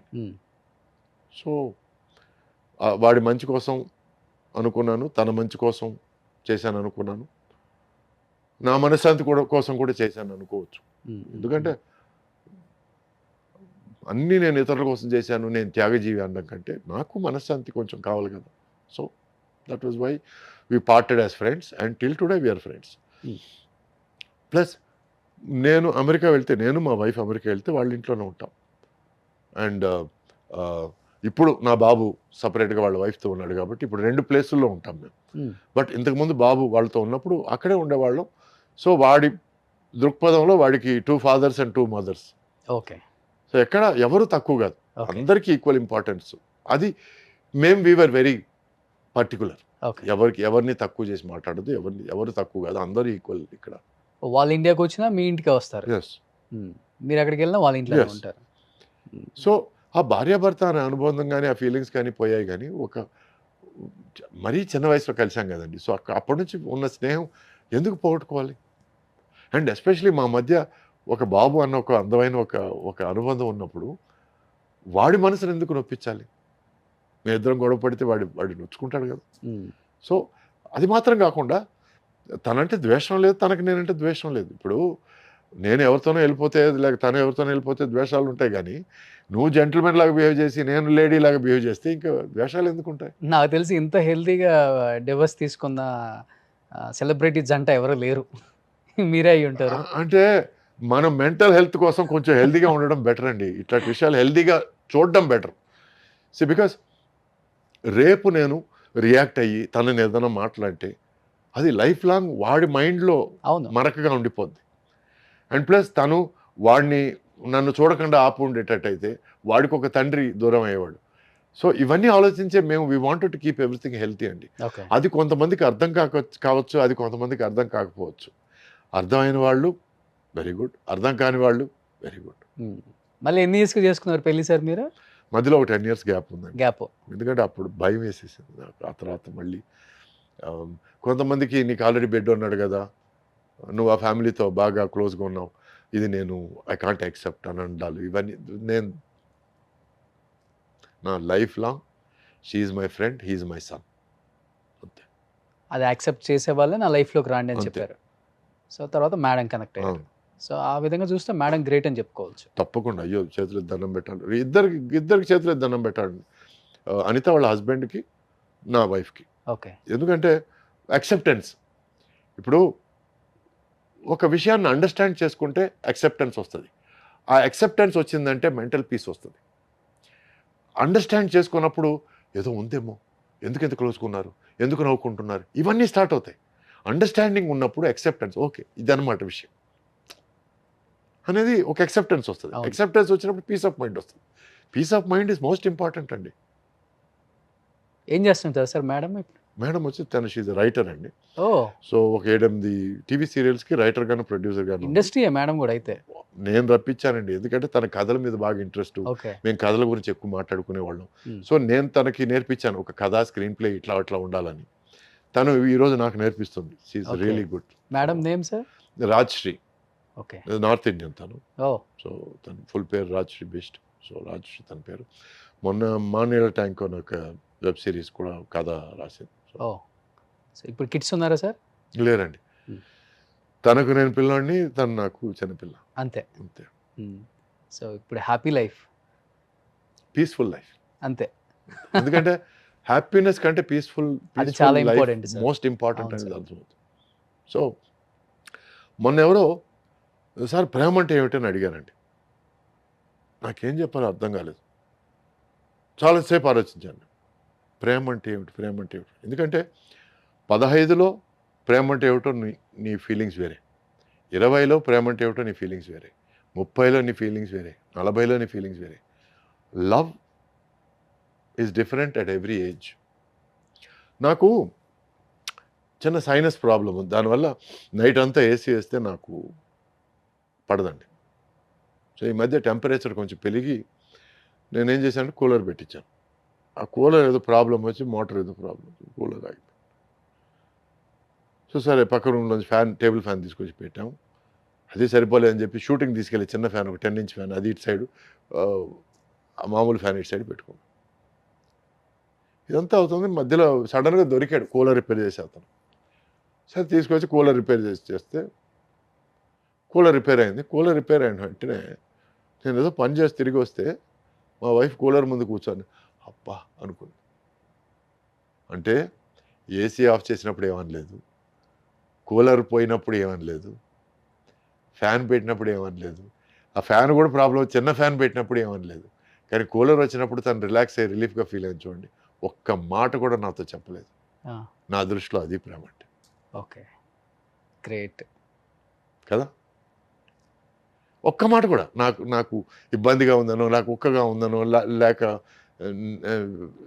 వేడిగా ఉందనో, ఏమి నథింగ్. సో అప్పుడు నేను తన దగ్గర ఏమన్నాడు, ఒక మాట చెప్పు ఉండొచ్చు కదా, నేను ఆవిడ మేడ్ సమ్ అరేంజ్మెంట్స్, నేను కూలర్ తొందర రిపేర్ చేయడానికి ట్రై చేసేవాడిని కదా, ఏదో ఒకటి అంటే మన పనులు ఏదో ఉంటాయండి, బిజీ డూయింగ్ అదర్ స్టఫ్. అవునవునవును. తను అనింది, if you are comfortable I'm comfortable అనింది. నాకు ఆ టైంలో అనిపించింది అది ప్రేమ. మధ్యలో సినిమాలకు కూడా బాగా గ్యాప్ ఇచ్చారు కదా సార్, అంటే గ్యాప్ తీసుకోవాల్సి వచ్చిందా లేకపోతే గ్యాప్ ఇండస్ట్రీ ఇచ్చిందా? సగం సగం అండి. సగం గ్యాప్ ఇండస్ట్రీ ఇచ్చింది, సగం గ్యాప్ నేను తీసుకున్నాను. ఎందుకంటే ఈ రబ్బర్ స్టాంప్ వేషాలు కొన్ని ఉన్నాయండి. అంటే లాస్ట్లో అందరు ఫ్యామిలీ మెంబర్స్ అందరూ ఉన్నారు, కలిసి ఒక ఫోటో తీసుకున్నాం, శుభం అని కాడేయడానికి కొంతమంది అంతకుముందు ఒక సీన్లో వస్తారు, ఆ తర్వాత మధ్యలో ఒక సీన్లో వస్తారు, తర్వాత లాస్ట్లో ఆ సీన్లో ఇట్లా ఉంటారు. అటువంటి వేషాలు చేయడం నాకు ఇష్టం లేదండి. ఎందుకంటే మొదటి నుంచి ఒక పని తక్కువ ఉన్న హీరో వేషం కంటే పని ఎక్కువ ఉన్న విలన్ వేషం ఎక్కువ ఇష్టపడేవాడిని. So I need to do something in the film, contribute to the film. ఆ కాంట్రిబ్యూషన్ లేనప్పుడు నేను ఎందుకు ఆ సినిమాలో ఉండడం, దానివల్ల ఎందుకు నన్ను పిలవడం అనే ఫీలింగ్తో కొన్ని నేను వదులుకున్నాను. కొన్ని ఏమిటంటే maybe they thought I wasn't right, or maybe నేను కలవని మనుషుల్ని, ఆయనకు అవసరం లేదేమో అనుకున్నారేమో. బట్ ఇప్పుడు అంటే మీ టైంలో ఉన్న హీరోస్ని కూడా కలవరు, సందర్భం వస్తే కలుస్తాను. జగపతి బాబు గారు, సుమన్ గారు, మా 80s గ్రూప్లో సుమన్ కలుస్తాను, నేను జగపతి బాబుని కలుస్తాను, అప్పుడు కలవటమే. అప్పుడు కలవడం, మధ్యలో ఎక్కడైనా ఎయిర్పోర్ట్లో కలిసినా కూడా ఓ హలో హలో అనుకోవడాలు, కౌలించుకోవడాలు. ఇప్పటికీ జగపతి బాబు డార్లింగ్ డార్లింగ్ అని పిలుస్తాను నేను. మేము చాలా ఫ్రెండ్లీగా ఉంటాం మేము. I'm very friendly with Jagapathi Babu కానీ, శ్రీకాంత్ కానీ. I love this guys, they are amazing gentlemen. తర్వాత ఉత్తేజ్, ఎ గుడ్ ఫ్రెండ్. ఇట్లా కొంతమంది ఉన్నారండి. జేడి చక్రవర్తి. ఓకే, ఈ పక్కనే ఉంటారు. ఫ్రాడ్ 420 అండి, మామూలు కాదు. ఎందుకు అంత మాట అన్నారు? అతను చిక్కడు దొరకడండి. ఓకే, అతని మనసులో ఏముందో అతనికి కూడా తెలియదేమోనని నా ఫీలింగ్. మీకు తెలుసా? మీకు తెలిసిందే ఉంది? అస్సలు ఛాన్స్ లేదండి, అస్సలు ఛాన్స్ లేదు. రేపు డార్లింగ్ మనం ఈ విషయం చేస్తున్నామని కట్ చేస్తే రేపు బాంబేలో ఉంటాడు. నువ్వు విషయం చేద్దామని చెప్పావు కదా అంటే సడన్గా ఒక థాట్ వచ్చింది, ఒక స్ట్రైక్ అయింది, ఒక బ్రెయిన్ వేవ్ వచ్చింది, ఏదో ఒకటి అంటాడు. సో ఇట్లా అందుకే తను నేను చనువుగా ఫ్రాడ్ 420 పిలుస్తాను. చక్రి దగ్గర నాకున్న చనువు వేరే ఎవరి దగ్గర తీసుకోలేను నేను. అటువంటి చనువు మా ఇద్దరిది. He can say anything to me, I can say anything to you. ఎందుకంటే తను అంత స్పోర్టివ్గా తీసుకుంటాడు, తను నన్ను ఏమన్నా కూడా నేను అంత స్పోర్టివ్గా తీసుకుంటాను. మిగతా వాళ్ళతో నాకు అంత చనువు లేదు. So I cannot take that Liberty. Okay, అంటే కొంచెం రిజర్వ్డ్గా ఉంటారా సెట్లలో కూడా, లేకపోతే? నేను చాలా జోవియల్గా ఉంటాను అందరితో. నేను చాలా అరుదుగా బూతులు మాట్లాడతానండి, చాలా చాలా అరుదుగా. ఏం మాట్లాడతారు సార్? అయ్యో అయ్యో. సో మీరు అందమైన వాళ్ళు కదా, అందమైన బూతులే వస్తాయిలే. నేను వాటిని కాస్త నొక్కి వక్కాణిస్తానండి. దానికి కొంచెం చిన్న ప్రాసలు అవి ట్రై చేస్తుంటాను. ఆ ట్రయల్స్ అన్నీ దౌర్భాగ్యం చక్రితోనే జరుగుతాయి.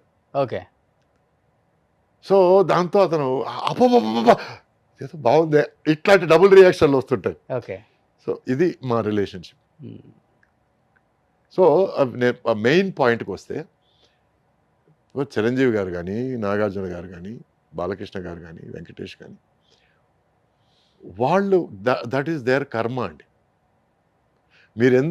మీరు ఆ కోవలోకి రాలేదు, మీరెందుకు దానికి ఈక్వల్గా రాలేదు, ఇవన్నీ క్వశ్చన్లు వచ్చి అర్థం లేని క్వశ్చన్లు అండి. ఎందుకంటే పూర్వజన్మలో వాళ్ళు ఏదైనా చేసుకున్న పుణ్యం, వాళ్ళు చేసుకున్న మంచి ఈ జన్మలో వాళ్ళకి ఆ ప్లేస్లో పుట్టించింది, ఆ ప్లేస్లో వాళ్ళకి ఆ సక్సెస్ని ఇచ్చింది. చాలామంది పెద్ద ప్లేసుల్లో పుట్టారు, వాళ్ళు రాణించలేదే. ఒక లైవ్ ఎగ్జాంపుల్ తీసుకుంటే దాసరి నారాయణరావు గారి son, good looking, Arun, very good looking fellow. 6'2", మంచి హైటు, మంచి అందం, మంచి వర్చస్సు, మంచి బ్రాడ్ షోల్డర్స్. సో 100% అతను హిట్ అవుతాడు అనుకున్నాను. అవును, అసలు నెపోటిజం అనేది ఉంటే వీళ్ళందరూ రావాలి కదా. రావాలి. సో అందుకే చెప్తున్నాను కర్మ సిద్ధాంతాన్ని నమ్ముతానని. అందరూ పెద్ద ఫ్యామిలీలో పుట్టిన అందరూ సక్సెస్ కావాల్సిన అవసరం లేదు. కానీ పెద్ద ఫ్యామిలీలో పుట్టి వాళ్ళు భయంకరమైన కృషి చేస్తేనే వాళ్ళు సక్సెస్ కాగలరు. ఆ కృషితో పాటు అదృష్టం ఉంటేనే, వాళ్ళకి పూర్వజన్మ సుకృతం ఉంటేనే వాళ్ళు పెద్ద సక్సెస్ కాగలరు. సో ఆ సక్సెస్ని చూసి మనం ఏడవడం అనేది నిజంగా వేస్ట్ అండి. It is silly. ఆ సక్సెస్ చూసి వెరీ గుడ్, వెరీ నైస్, బాగా చేశారు. ఈ రోజుకోండి నేను ఫన్ అండ్ ఫ్రస్ట్రేషన్ సినిమా చూసి పొట్ట చక్కలేటట్టు నవ్వుకున్నానండి. అప్పుడు తడుక్కొని కింద పైన ఎగరేసుకొని నేను వెంకీ నంబర్ ఫోన్ చేసి, darling you are so good, you are so good, I didn't know ఇంత సెన్స్ ఆఫ్ హ్యూమర్ ఇంత నేను ఫీల్ అవుతాను. నేను ఒక ఆడియన్స్లో చూశాను, ఆడియన్స్లో ఫీల్ అయ్యాను. అట్లాగే నేను I thought Nagarjuna's performance was brilliant. Wheel chair మీద ఊపిరి, ఐ లవ్డ్ హిస్ పర్ఫార్మెన్స్. అంటే అంత మైక్రో ఎక్స్ప్రెషన్లు కానీ అది కానీ ఇది కానీ. అండ్ మీ ఐటీస్ గ్రూప్లో ఉన్నప్పుడు చూశాను నేను, ఐ లవ్డ్ యువర్ పర్ఫార్మెన్స్ చెప్పాను. సో వీళ్ళని నేను ఫ్యాన్స్గానే చూస్తాను తప్ప నా సమకాలికులు, నా పోటీలు, నా ఇది నా అది నథింగ్. ఎందుకంటే ఎక్కడో నా దృష్టిలో ఆమె వెరీ గుడ్ యాక్టర్. నాకు పోటీ నేను, ఇంకెవరు కాదు. వాళ్ళకి రావాల్సింది వాళ్ళకి వచ్చింది, వాళ్ళకి ఏమి రాసి ఉందో వాళ్ళకి వచ్చింది. అంతేగాని ఆ ఏరియాలోకి వెళ్ళడం నాకు కరెక్ట్ కాదు. నేను మీ గురించి విన్నాను సార్, ఈ కల్లా కపటం లేని మనిషి సురేష్ గారు, ఆయన మాటలు వింటుంటే అలానే అనిపిస్తుంది అని చెప్పి చాలామంది చెప్తున్నారు కూడా. మీకంటే ఉండదు సార్, ఓకే సమకాలికులం కాదు, ఈక్వల్ క్యారెక్టర్ కాకపోయినా కానీ మంచి వెయిటేజ్ ఉన్న క్యారెక్టర్ అయితే, ఇంపార్టెన్స్ ఉన్న క్యారెక్టర్ అయితే చేసేద్దాం, కొద్దిగా గొప్ప అటు ఇటుగా ఉన్నా అని మీరు అనుకుంటారు. బట్ అవతల ఉన్న హీరో కూడా అనుకోవాలి కదా, ఈ క్యారెక్టర్ తనకెందుకు, ఈ క్యారెక్టర్ పెట్టండి, ఇంత పవర్ఫుల్ డైలాగ్స్ అక్కడ ఎందుకు, ఇటు పెట్టండి అన్నప్పుడు ఏమో కష్టంగా ఉంటుంది కదా. మీరు ఆల్రెడీ హీరోగా సిల్వర్ స్క్రీన్ మీద సూపర్ డూపర్ హిట్ చూసి వచ్చింది వాళ్ళు విలన్గా వచ్చేటప్పటికి. అవునండి, మీరు అక్కడ హిట్ అయ్యి ఇక్కడికి వచ్చారు, ఇక్కడ హిట్ అయ్యి అక్కడికి వెళ్ళలేదు కదా. చాలా మందిని చూసాం, శ్రీహరి గారు వాళ్ళు అక్కడ చేసి ఇక్కడికి వచ్చి హీరో అయ్యారు. అవునండి, హీరో అయిన తర్వాత విలన్ రోల్స్ కదా నేను అంటుంది. మీది డిఫరెంట్ అసలుకి ఒకసారి చెప్పాలంటే. ఒక పెద్ద మనిషితో మాట్లాడుతుంటే, which is the strongest element in the world అనే డిస్కషన్ వచ్చిందండి. జనరల్గా నేను జనరల్ నాలెడ్జ్ అంటే బాగా ఇష్టం నాకు, అన్ని రకాల విషయాలు మాట్లాడుతుంటాను. From politics to science to computer science. Computer science by the 2 years చేశాను నేను. C++, జావా ఇవన్నీ నేర్చుకున్నాను, ఇంటర్నెట్ ప్రోటోకాల్ అవన్నీ నేర్చుకున్నాను. ఎందుకంటే ఖాళీగా ఉన్న టైంలో మనల్ని మనం బెటర్ చేసుకోవాలని. So we're talking about elements. Elements అంటే earth, iron, air, water, anything. ఈ టైంలో ఒక మనిషి అన్నాడు మా మధ్యలో, water is the strongest element అన్నాడు. ఎలిమెంట్ ఎందుకు? వాటర్ ఇస్ ఫ్లూయిడ్ కదా, that's why it's the strongest అన్నాడు. నీళ్లు అనేది ఒడ్డున ఉన్న ఎంత గట్టి రాయినైనా సరే ఇసుక చేసేయగలదు, ఎంత గట్టి ఇనుమునైనా సరే రస్ట్తో దాన్ని కరిగించేయగలదు. అట్ ద సేమ్ టైం చిన్న దారి దొరికితే చాలు వెళ్ళిపోతుంటుంది అది. And you can't control water. Tsunami వచ్చినప్పుడు ఎవరు ఏం కంట్రోల్ చేయలేదు. అట్ ద సేమ్ టైం ఆ నీరే మీకు లైఫ్ ఇస్తుంది. I would rather be water అండి. మనకిచ్చిన దారిలో అలా వెళ్ళిపోవడం తప్ప మనం ఎక్కువ ఢీకొండాలు, ఎదుర్కోవడాలు అవన్నీ I don't want to be. విన్నప్పుడు కొంచెం ఫీల్ అవుతుంటారు ఏదండి, ఏదన్నా విన్నప్పుడు సరే ఇలా అన్నారు, ఇలా అనుకుంటున్నారు, ఇది ఎందుకు అన్నారు, ఆయన ఎందుకు అన్నారు అన్నప్పుడు కొంచెం ఫీల్ అవుతుంటారా? ఇండస్ట్రీలో కామన్ కదా ఇవి. ఏమండి,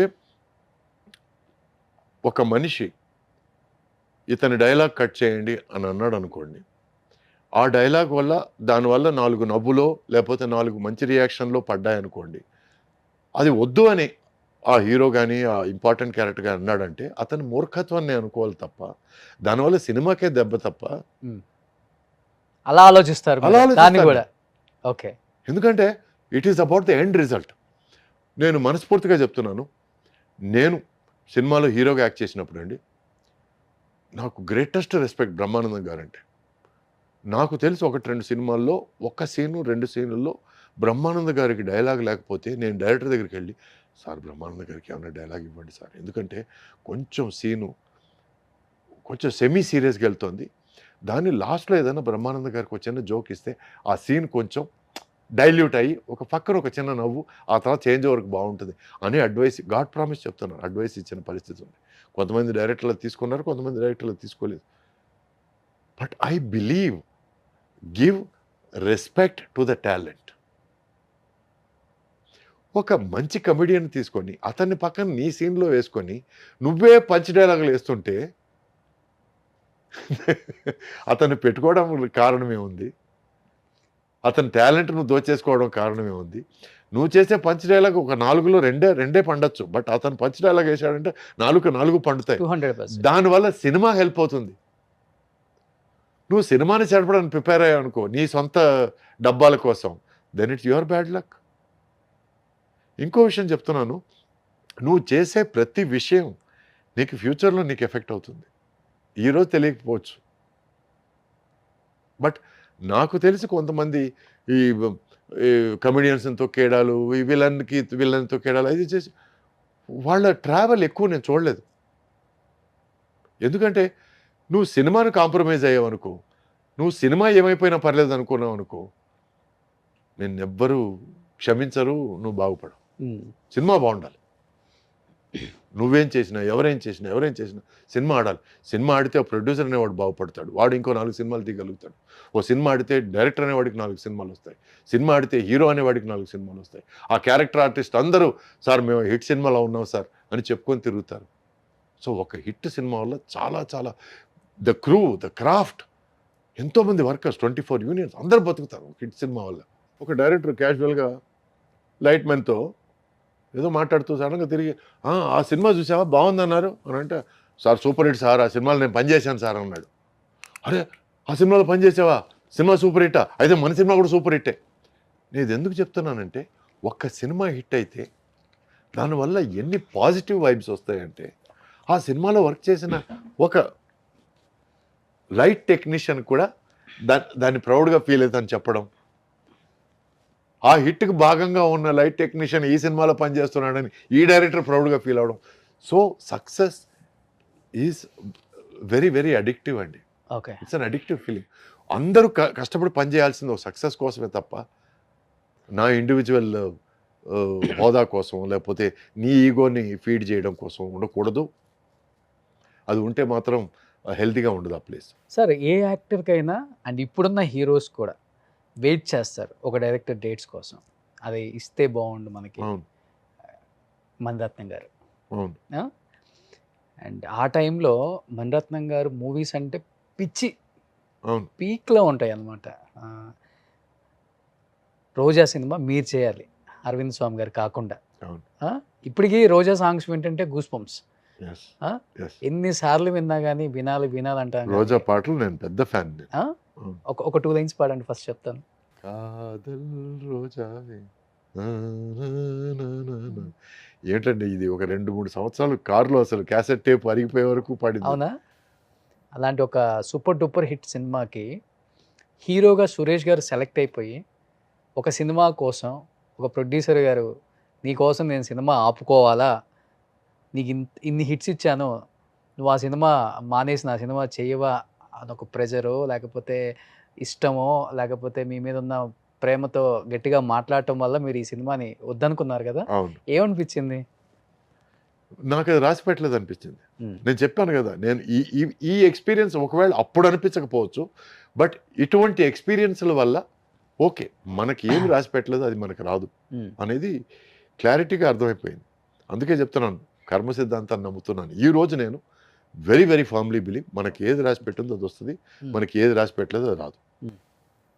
అంటే నువ్వు చెప్పింది అందుకేనా, నేను చెప్పింది 100% రీజన్. ఎందుకంటే ఆ టైంలో వచ్చి మనం ఒకరికి మాట ఇచ్చిన తర్వాత లేదు అది ఆ ఆఫర్ బాగుంది, నేను మీకు నేను డేట్స్ ఇచ్చినా సరే నో, మీరు ఇంతకుముందు మీతో 2-3 సినిమాలు చేసినా నో అనేంత ధైర్యం నాకు లేదు. ఎవరైనా?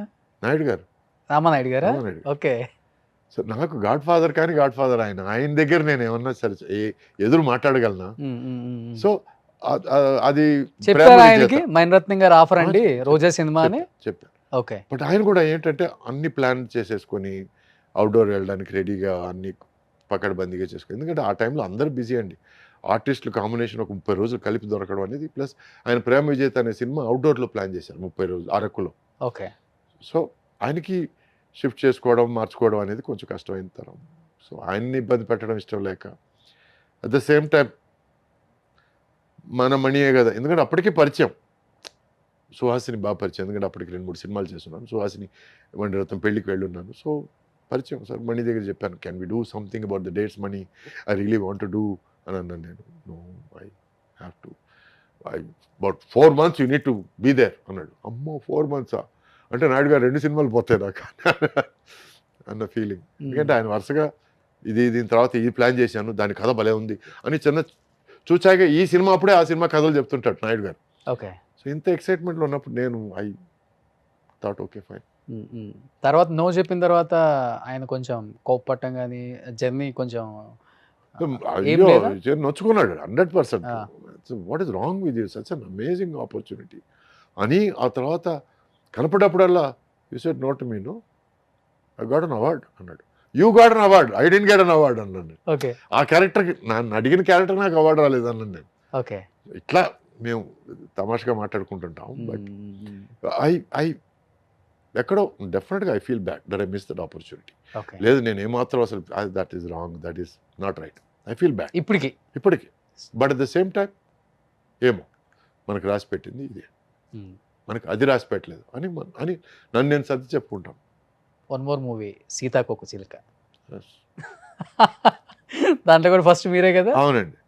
అంటే అంతకుముందు ఏమీ లేని టైంలో మడ్డి మొహం వేసుకొని చేతిలో క్యాన్లో ఒక రూమ్ నుంచి ఒక రూమ్కి తీసుకెళ్తుంటే ఒక డైరెక్టర్ అనేవాడు ఆపి, నువ్వు మా సినిమాలో యాక్ట్ చేస్తున్నావు అని చెప్పి నాకు ఆఫర్ ఇస్తే, ఓ పెద్ద డైరెక్టర్ పిలిచాడని చెప్పి నా సినిమానే ఫస్ట్ సినిమాగా ఉండాలి అని చెప్పి అతను కండిషన్ పెట్టాడని చెప్పి నేను ఇతని దగ్గరికి వెళ్ళి, లేదు సార్ మీ సినిమా చేయండి సార్, అది పెద్ద ఆఫర్ సార్, అది చేస్తాను సార్ అంటే కరెక్ట్ కాదనిపించింది నాకు. అందుకే నాకు ఏది న్యాయం అనిపిస్తే అది చేస్తానండి. దానివల్ల మంచి జరగని చెడు జరగని నాకు ఏది న్యాయం అనిపిస్తే రిగ్రెట్స్ ఉండవు. I regret for missing out the chances, but no regrets for the decision.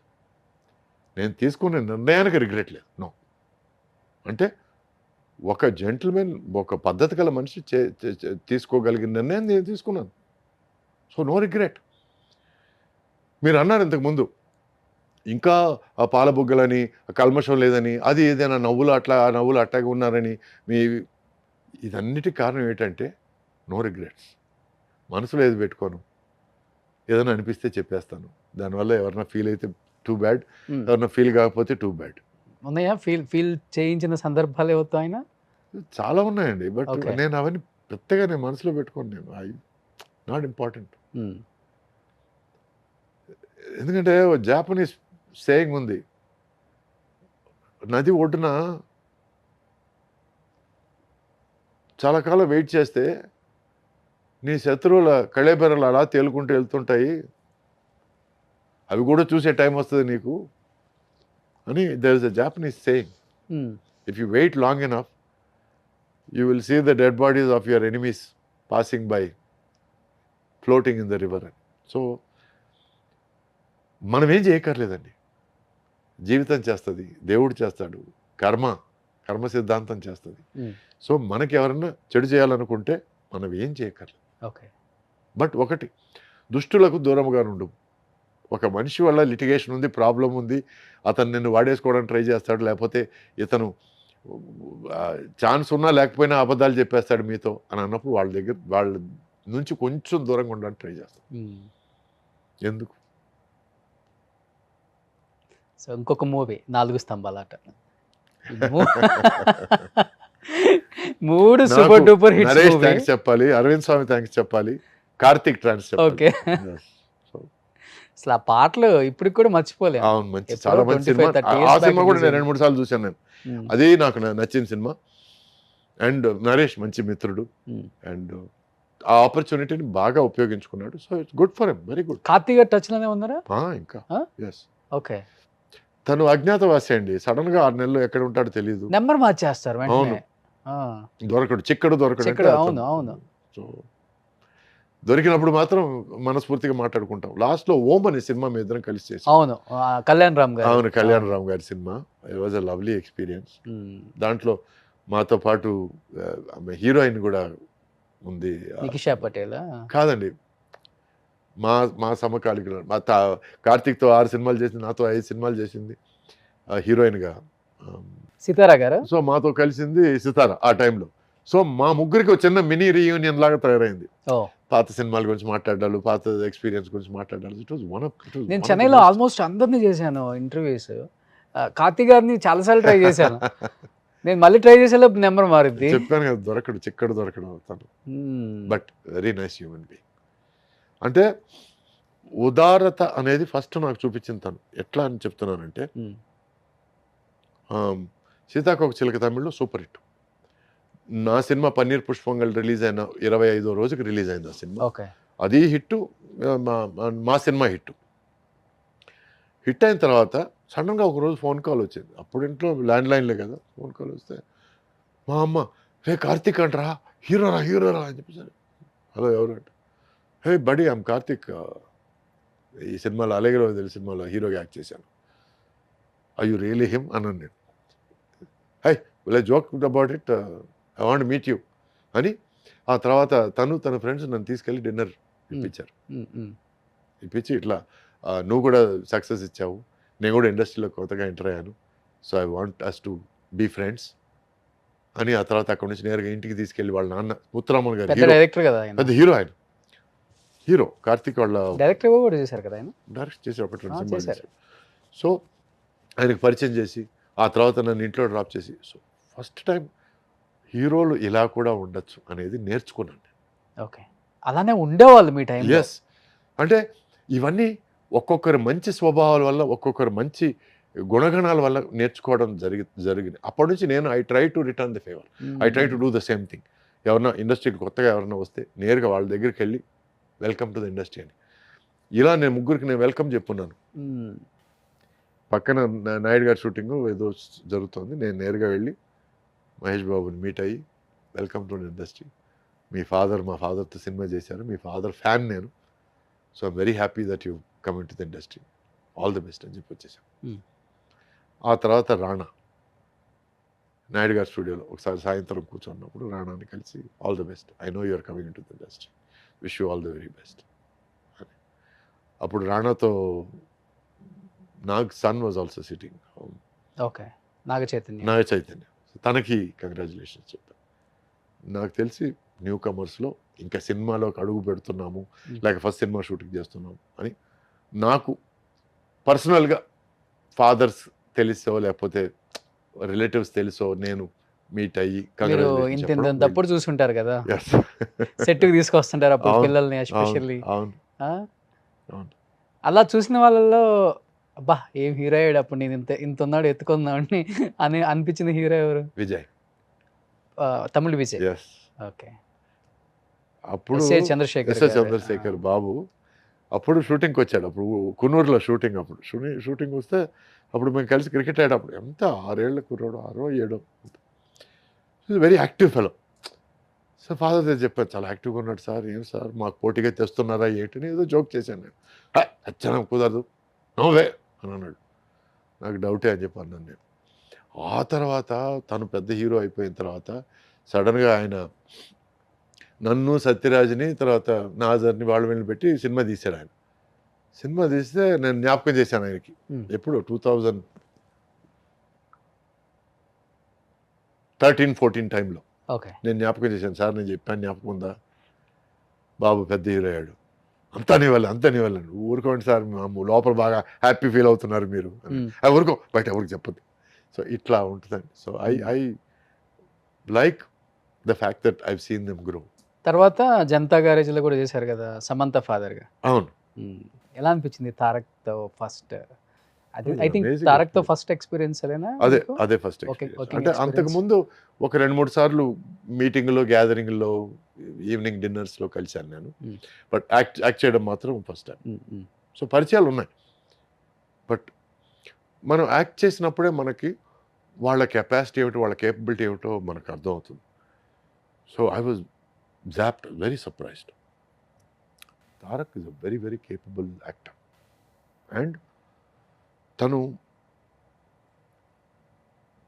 సినిమాని అర్థం చేసుకున్నాడు.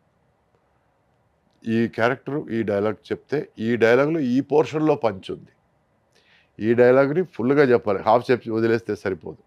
ఇట్లా ఒక సీన్లో అందరి డైలాగులు తన మైండ్లో ఉంటాయి. ఇది చాలా రేర్గా చూశాను నేను.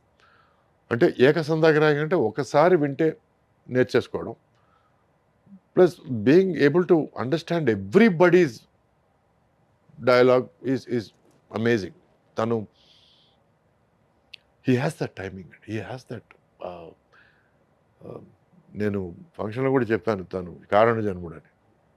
So he is that, he is something very special. అంటే ఎస్పెషల్లీ తారక్ గురించి వింటుంటాం, ఆయనతో వర్క్ చేసిన చాలామంది ఆర్టిస్టులు మా షోలకు వస్తుంటారు కాబట్టి వాళ్ళ తాతగారి జనరేషన్లో ఉన్న హీరోస్ అన్నా ఆర్టిస్టులు అన్నా, వాళ్ళ బాబాయ్ గారి జనరేషన్లో ఉన్న హీరోలు ఆర్టిస్టులు అన్నా కానీ ఇప్పుడు వాళ్ళతో వర్క్ చేయడానికి వస్తారు కదా, ఒక ఫాదరో ఒక తాతో ఒక బాబాయో, ఆఫ్ స్క్రీన్ ఒక సొంత బిడ్డలాగే ట్రీట్ చేస్తారు ఆయన. ఆ మాట్లాడటం కానీ ఆ ప్రేమ కానీ ఇంత కూడా తగ్గదు. ఆమె స్టార్, రెస్పెక్ట్, ఆమె బిగ్ స్టార్, ఆమె పాన్ ఇండియా స్టార్ ఇలా ఉండదు. డెఫినెట్గా మంచి మర్యాద. ఒక మనిషిని చూస్తే జనరల్గా కమెంట్ ఇస్తారు, అతనికి మంచి మర్యాద బాగుందండి అని. దానికి తార్కాణం తారక్. ఓకే, రెస్పెక్ట్ ఇచ్చి మాట్లాడతారు. అంటే ఈరోజు ఎవరో తెలీదు, ఏమిటో తెలీదు, ఒక సినిమా ఆడి ఉంటుంది, రెండో సినిమా సుమారుగా ఆడి ఉంటుంది, మూడో సినిమా ఆడి ఉండదు, మొత్తం ఇండస్ట్రీ అంతా తన చేతిలో ఉన్నట్టు మాట్లాడేవాళ్ళు ఉన్నారు, చూసుంటారు కూడా.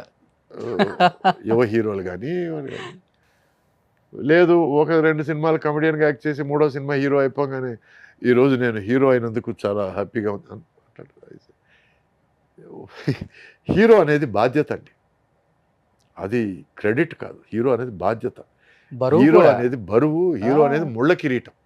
అంటే సినిమాను నువ్వు నడిపించాలి, నీ నడకని ఆడియన్స్ ఫాలో చేయాలి, నువ్వు పడితే వాళ్ళు పడ్డట్టు ఫీల్ అవ్వాలి, నువ్వు గెలిస్తే వాళ్ళు గెలిచినట్టు ఫీల్ అవ్వాలి, అదే హీరో అంటే. సో అది అందరి వల్ల మోయడం కుదరదండి. దానికి తార్కాణం ఏంటంటే మగధీరాలో రామ్ చరణ్, లేక పుష్పలో అల్లు అర్జున్, వాళ్ళు ఫీల్ అయితే మనం ఫీల్ అయ్యాం, వాళ్ళు గెలిస్తే మనం గెలిచినట్టు ఫీల్ అయ్యాం. So that is the highs and lows that they can make you feel, that they must make you feel. వాళ్ళు హీరోలు అంటే. సూపర్, అవునా కదా? Exactly sir. సో మొన్న పడిన వర్షంలో ఈరోజు మొలిచిన మష్రూమ్ నువ్వు, ఇంకా చాలా ఉంది జీవితం చూడడానికి. అప్పుడే ఏదో చూసేసినట్టు మాట్లాడితే మనం విని ఊరుకోవడం తప్ప మనం ఏం చేయలేం. నిజంగా మన హీరోస్ అంతా గ్రేట్. అందుకే వాళ్ళు ఎక్కడ కూడా అది ఆ బ్యాగేజ్ లేదు, డెఫినెట్గా లేదు. నేను రియూనియన్కి అన్నయ్య ఇంటికి వెళ్ళినప్పుడు, చిరంజీవి గారి ఇంటికి వెళ్ళినప్పుడు రామ్ చరణ్ ఎంత ఆప్యాయంగా అంకుల్ అంకుల్ అని పిలిచాడంటే నాకు కారిపోయాను నేను. అసలు ఇన్ని కరిగిపోయారా? టోటల్గా కరిగిపోయాను నేను, కారిపోయాను రాంగ్ వర్డ్ ఇది. అందుకనే అంకుల్ అంకుల్ అని ఆప్యాయంగా పిలిచి ఏదైనా తింటారు అంకుల్, నేను ప్లేట్లో పెట్టి తీసుకురాగలను అంకుల్, లేట్ అయిపోయింది కదా అంకుల్ అంటుంటే, this is such a big star, such a big personality. He still behaving like Chiranjeevi గారి son, he still behaving like you know మా ఫాదర్ టైంలో పెద్ద ఆయన, ఈయనకి మర్యాద ఇవ్వాలి. I really love. తక్కువ అనుకుంటా చాలా, అంటే పెంపకం అండి, అంత మంచి పెంపకం. Upbringing is so good, so nice. So felt really nice. I think మీరు కూడా ఒక ఇయర్లో 18-20 సినిమాలు రిలీజ్ అయిన సందర్భాలు కూడా చూసాం. అవునండి, చాలా చూసారు మీరు కూడా గోల్డెన్ ఎరా. అవును, అంటే the biggest number of movies in a year was 18. అది ఒకే సంవత్సరం 18 సినిమాలు ఒకే సంవత్సరం. నేను చెప్పాను కదా, అది పెళ్ళైన కొత్తలో మార్నింగ్ ఒక షిఫ్ట్, మధ్యాహ్నం ఒక షిఫ్ట్, నైట్ ఒక షిఫ్ట్, మిడ్ నైట్ షిఫ్ట్ మళ్ళీ. సో మార్నింగ్ 4 గంటలకు ఇట్లా వచ్చేవాళ్ళు ఇంటికి. అప్పుడు ఎక్కడ సరే హెల్త్ ఇష్యూస్ ఏం వచ్చేవి కదా? వచ్చింది నాకు. ఆ తర్వాత ఆ సంవత్సరం తర్వాత జాండీస్ వచ్చి ఒక 2 నెలలు నేను బాగా బాధపడ్డాను. అప్పటి వరకు నా డేట్స్ చూసుకునేది మా నాన్నగారు.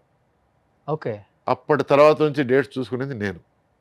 ఎందుకంటే వచ్చినప్పుడల్లా లక్ష్మి ఇంటికి వచ్చిందని కథ సరిగ్గా తెలియకుండా, క్యారెక్టర్ సరిగ్గా తెలియకుండా అన్నీ ఒప్పేసుకోవడం వల్ల నేను అన్ని సినిమాలు చేయాల్సి వచ్చింది. అన్ని సినిమాలు చేయడం కూడా కరెక్ట్ కాదు. ఎందుకంటే పద్ధతిగా ఈ కథ బాగుంది, ఈ కథ మనకి బాగుంటుంది, ఈ కథ మనం రాణించగలం, ఈ కథను మనం హిట్ చేయగలం అనుకుంటే తప్ప మనం చేయకూడదండి. So after that I said daddy don't get involved. అప్పటి నుంచి నేను కొంచెం లిమిట్లో సినిమాలు చేయడం స్టార్ట్ చేశాను. సో ఎందుకంటే దానివల్ల మనశ్శాంతి పోద్ది, హెల్త్ పోద్ది. దానివల్ల మనం టెన్షన్ పడకూడని సినిమాల కోసం కూడా టెన్షన్ పడుతుంటాం. ఎందుకంటే ఆ సినిమా షూటింగ్లో ఎంటర్ అయిన వెంటనే ఎక్కడో అర్థమైపోయింది, ఓ ఇదేదో బ్యాడ్ సినిమా, ఇది ఆడదు అనే ఫీలింగ్ వచ్చేస్తుంది. వచ్చినప్పుడు దాని గురించి కూడా అయ్యో ఆ సినిమా ఆడితే బాగున్నా, మనం ఉన్నాం కదా అనే ఫీలింగ్. అంటే ఎందుకని నాన్న కూడా అన్ని సినిమాలు ఒప్పుకోవడానికి రీజన్ ఏంటి? అంటే ఫైనాన్షియల్ గా కొన్ని సినిమాలు ప్రొడ్యూస్ చేసి కొంత చితికిపోయి ఇబ్బంది పడ్డారేమన్నా? దానివల్ల ఏమిటంటే మనం ఇంకొకరిని యాచించే పరిస్థితిలో ఉండకూడదు. మనం ఫైనాన్షియల్గా స్టేబుల్ అవ్వాలి. మనకి ఫైనాన్షియల్ స్టెబిలిటీ మోర్ ఇంపార్టెంట్. ఈరోజు ఉండే సినిమాలు రేపు ఉండకపోవచ్చు అని నా మీద అంత అపనమ్మకం అనమాట. ఎన్ని సినిమాలు తీశారు ప్రొడ్యూసర్గా? ఆయన 12-13 సినిమాలు చేశారు. ఓకే.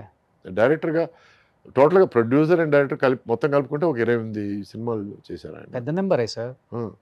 సంపాదించిన మొత్తం పెట్టాల్సి వచ్చింది మొత్తం. ఆయన లైఫే రొటేషన్ అండి. ఓకే. ఈ సినిమాలో ఏదో కొంత వచ్చింది అనుకుంటే దీంతో పాటు ఇంకొంచెం అప్పు తీసుకొని మొత్తం ఇంకో సినిమాలో పెట్టడం. అండ్ లాస్ట్ అడ్వైస్ ఏమిటంటే, రే దయచేసి నువ్వు ప్రొడ్యూసర్ మాత్రం కాకురా అని. దురదృష్టవశాత్తు నేను ప్రొడ్యూసర్ అయ్యాను, నేను డబ్బులు పోగొట్టుకున్నాను. ఆర్థికంగా ఇబ్బందులు పడ్డాను. బట్ టీవీ అనే ఒక దేవత నన్ను కాపాడింది. టీవీ రంగంలో 8-9 సీరియల్స్ మా వైఫ్ పేరు మీద ప్రొడ్యూస్ చేసి తన చేతి మీద ప్రొడక్షన్ చేయించి కొంత నేను నిలదొక్కున్నాను.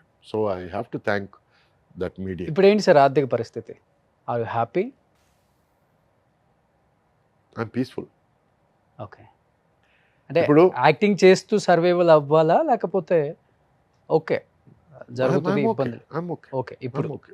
ఎందుకంటే నాకు ఇంపార్టెంట్ ఏమిటంటే 3 పూట్ల తిండి అండి, కట్టుకునే గుడ్డ అండి, పైన నీడండి. దీనిపైన ఏం వచ్చినా బోనస్ అనండి. అది నేను నమ్ముతానండి. అదే కర్మ సిద్ధాంతం నమ్ముతారు కదా. Yes, exactly. ఫస్ట్ చెన్నైలో స్పోర్ట్స్ కార్ కొనింది నేనండి. ఓకే. అప్పట్లో 16 లక్షలు అంటే అప్పటికి 16 లక్షలకి సగం టీ నగర్ కొనొచ్చు. అట్టాడిది అంత డబ్బులు పెట్టి స్పోర్ట్స్ కార్ కొన్నానంటే, అంటే నేను అప్పటిదాకా జీవితంలో పెద్ద ఆడంబరాలు ఇవి చూడలేదు. సడన్గా డబ్బులు వచ్చేసరికి దాన్ని ఎంజాయ్ చేయాలి, మ్యాక్సిమం ఎంజాయ్ చేయాలనే ఫీలింగ్తో వీటన్నిటి మీద ఖర్చు పెట్టాను. ప్లస్ ప్రపంచంలో అన్ని దేశాలు తిరిగాను. నాకు వచ్చిన డబ్బులంతా మ్యాక్సిమం దానికే ఖర్చు పెట్టాను. ట్రావెలింగ్. అప్పుడు ఏదైనా ఒక సినిమా హిట్ అయితే నేను బ్యాక్ ప్యాక్ వేసుకొని యూరోప్ అంతా ట్రావెల్ చేసేవాడిని. దానికి 2 కారణాలు. ఒకటి, డబ్బులు వచ్చాయి కదా మనం ఇప్పుడు ఖర్చు పెట్టచ్చు అని. రెండోది ఏమిటంటే, ఒక సినిమా హిట్ అయితే సార్ మీరు ఇంద్రుడు సార్, మీరు చంద్రుడు సార్, మీరు సూపర్ సార్ అనడానికి రెడీగా ఉంటారు చెక్క భజనలు చేయడానికి. వాళ్ళని అవాయిడ్ చేయడానికి నేను ట్రావెల్ చేసేవాడిని. ఓకే. చెడు వ్యసనాలకి ఈజీగా ఉండేది మీకు అప్పుడు మీ టైంలో? అవును, అమ్మాయిలు కావచ్చు, మందు కావచ్చు, ఏదన్నా. అందుకే అవన్నీ నేను అవాయిడ్ చేశానండి.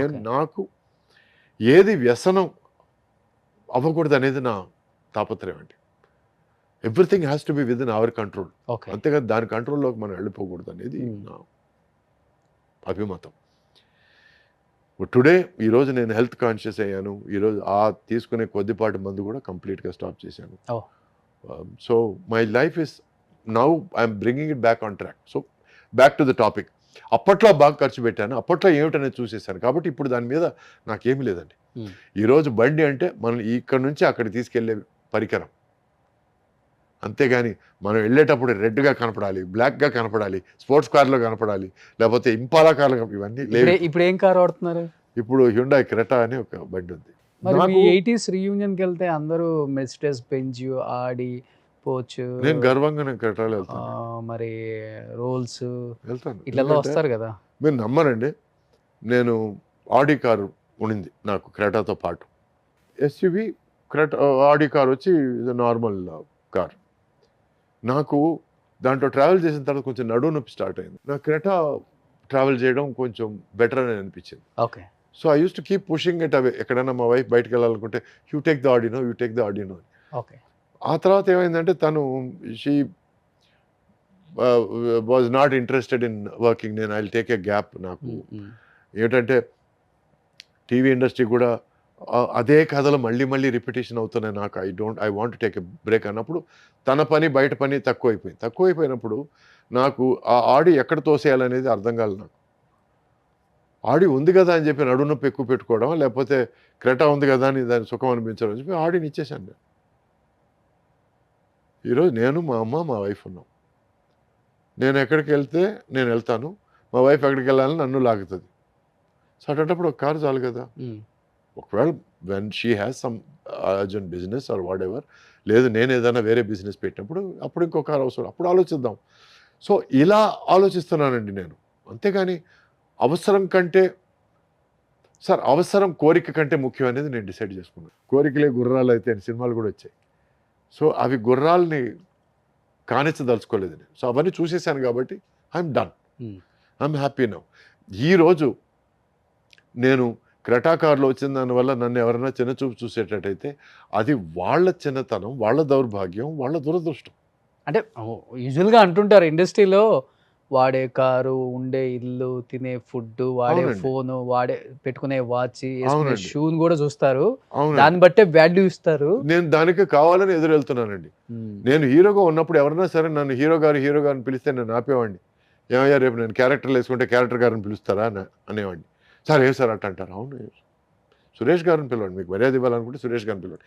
ఈ ట్యాబ్లు వద్దు, హీరోలు ఈ మెడల్స్ వద్దు అని చెప్పి ముందు నుంచి అనేవాడిని. సో ఈరోజు నేనేమంటున్నానంటే I want to go against the norm అండి. ఒక సినిమా ఆర్టిస్ట్ అంటే ఇలాగే ఉండాలనుకుంటే నేను ఉండను. నా టాలెంట్ కోసం నువ్వు నన్ను బుక్ చేస్తే బుక్ చేయి, నా డిసిప్లిన్ కోసం నన్ను బుక్ చేస్తే బుక్ చేయి. అంతేగాని నేను వచ్చే కారు కోసం, నేను వేసే బట్టల కోసం నువ్వు నన్ను బుక్ చేస్తే అయితే నువ్వు సినిమా అంటే దాంట్లో 2 రకాలు కూడా ఉన్నారులే. ప్రొడక్షన్ కార్ ఎప్పుడు వస్తుందని వెయిట్ చేసే వాళ్ళు ఉంటారు. నా కారులో నేను వస్తాను. అది చిన్న కారో పెద్ద కారో నీకు అనవసరం. నీకు కావాల్సింది నేను స్క్రీన్ ముందు ఇస్తున్నానా లేదా. ఓకే.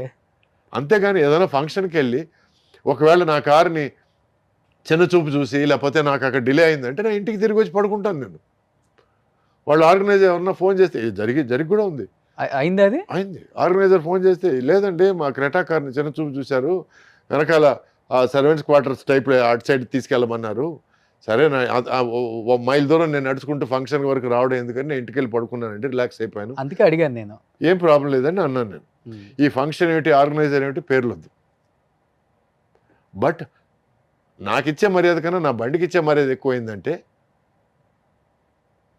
నాకు అటువంటి మర్యాద అక్కర్లేదు. I'm happy where I'm. నా ఇంట్లో నేను సద్దనం తిని పడుకోవడం నాకు హ్యాపీ. అంతేగాని ఈ డంబాలు ఆడంబరాలు నాకు అనవసరం. I don't need it, I don't want it. And నన్ను అలా తూకం వేసి మాట్లాడేవాళ్ళు నాకు అనవసరం అండి. ఎప్పుడైతే నువ్వు తూకాలేసినంత మాట్లాడతావో, నాకు తెలిసి ఒక మనిషి ఎక్కడో క్లార్క్గా ఉండి ఆ తర్వాత సినిమాలో అసిస్టెంట్ డైరెక్టర్గా ఉండి ఆ తర్వాత సినిమాలో డైరెక్షన్ ఛాన్స్ కోసం ట్రై చేసి ఆ తర్వాత హీరో అయ్యి తర్వాత మొత్తానికి హీరో అయ్యాడు. తను నన్ను సారు గారు, ఆ తర్వాత సురేష్ గారు, ఆ తర్వాత సురేష్, ఆ తర్వాత సురేష్, ఆ తర్వాత రే అని వచ్చినప్పుడు నేను ఆపాను. ఉన్నారా అలాంటి వాళ్ళు కూడా? ఓ ఇది సెకండ్ ఎపిసోడ్ కూడా చేయొచ్చు అయితే. నేను అన్నాను, నా దృష్టిలో రే అనేది బూతు. నా లైఫ్లో ఎవరిని ఒరే అని పిలవను నేను. ఎందుకంటే అది కావాలని వాళ్ళని తక్కువ చేసి మాట్లాడడం. నా అసిస్టెంట్ ప్రేమగా ఉండే ఫ్రెండ్స్ పిలుచుకోవచ్చు కానీ అది వేరే విషయం. ఒక అన్నోన్ వ్యక్తిని అసలు ఫ్రెండ్స్ బూతులు మాట్లాడుకోవచ్చు అండి, అది ప్రాబ్లం లేదండి. బట్ అన్నోన్ వ్యక్తిని లేకపోతే నీ సమకాలికుడిని ఒరే అని పిలవడం చాలా తప్పది. And I completely object. నాకు తమిళ్లో డే అంటే ఇష్టం లేదు, తెలుగులో రే అంటే ఇష్టం లేదు. I don't like it. నేను వాడను, ఇంకోటి నా మీద వాడడం నాకు ఇష్టం. నాకు చర్రమని లేస్తుంది నాకు. హీరోనే వాడారా మీ మీద?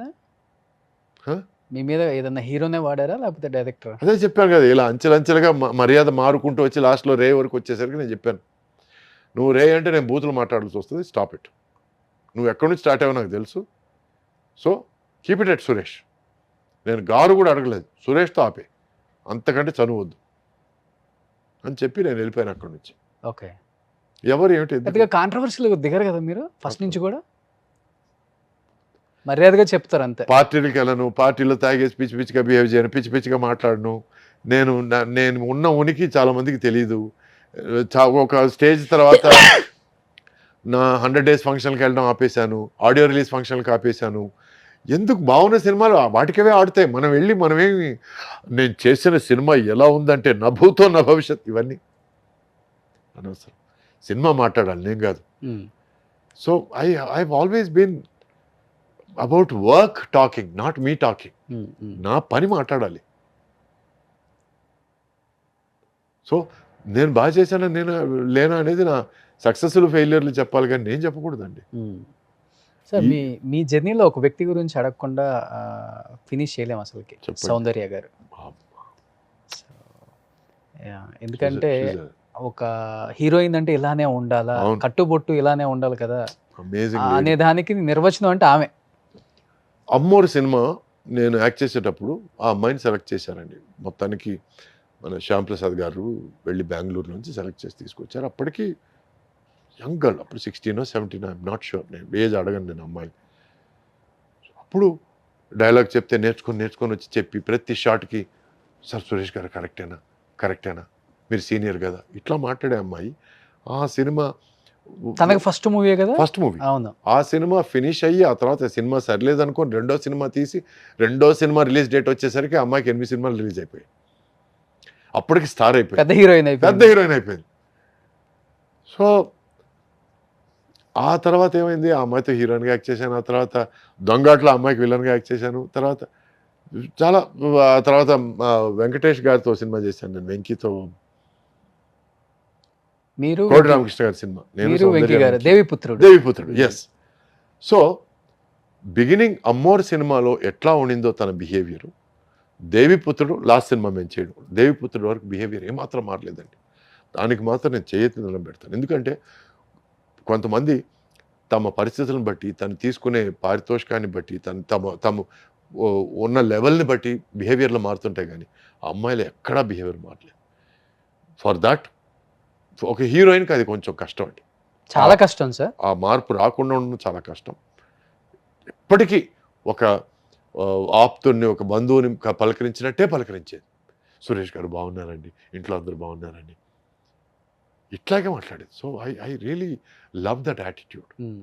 సో అందుకే I always had huge respect. ఆమెలో మీకు నచ్చిన ఒక మంచి క్వాలిటీ అంటే ఆఫ్ స్క్రీన్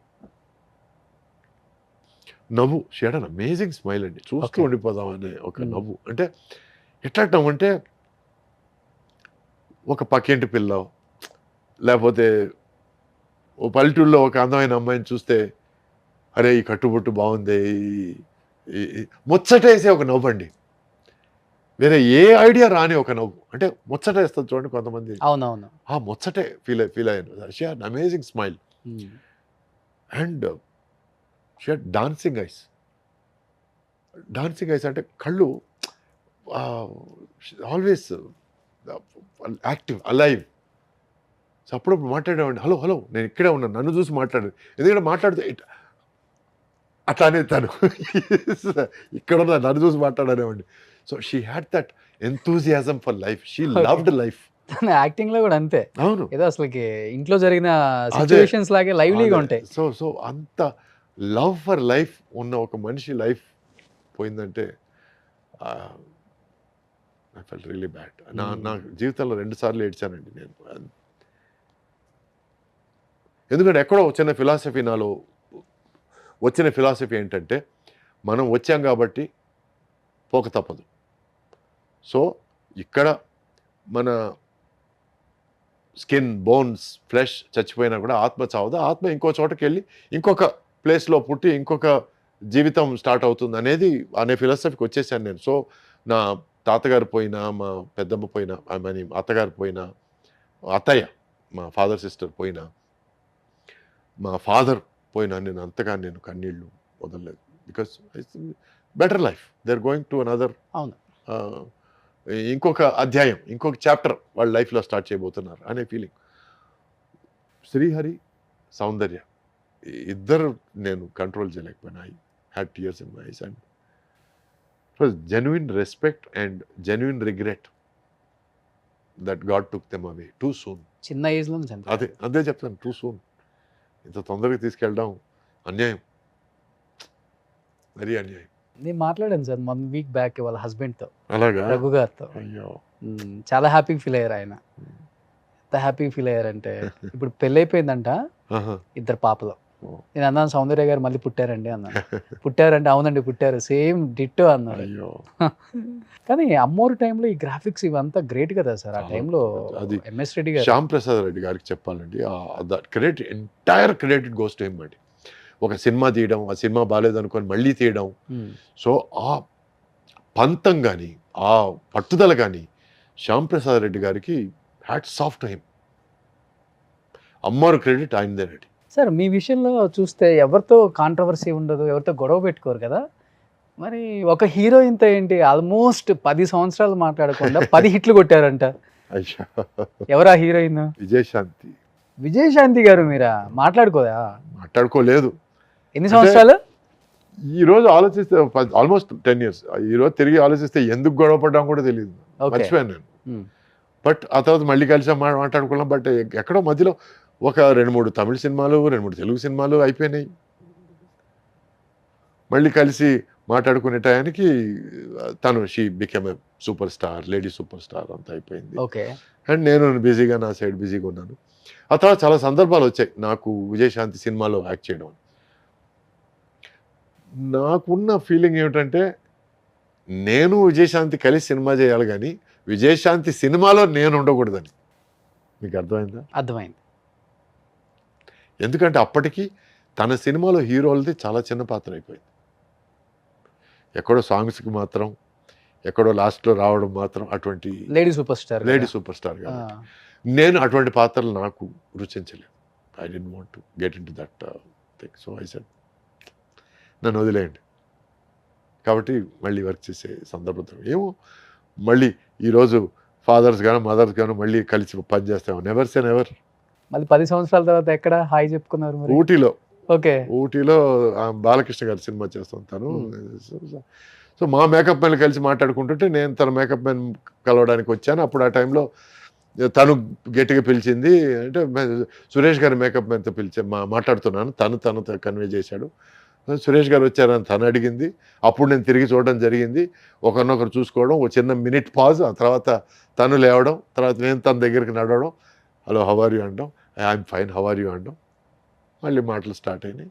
ఆ తర్వాత they're calling for the short boy అనడం, వెళ్ళిపోవడం, అంతే అయిపోయింది. అంతే. సో 2 విషయాల్లో చూశాను. ఒకటి చిరంజీవి గారు, రాధిక గారు కూడా మాట్లాడుకోకుండా చాలా హిట్లు కొట్టారు.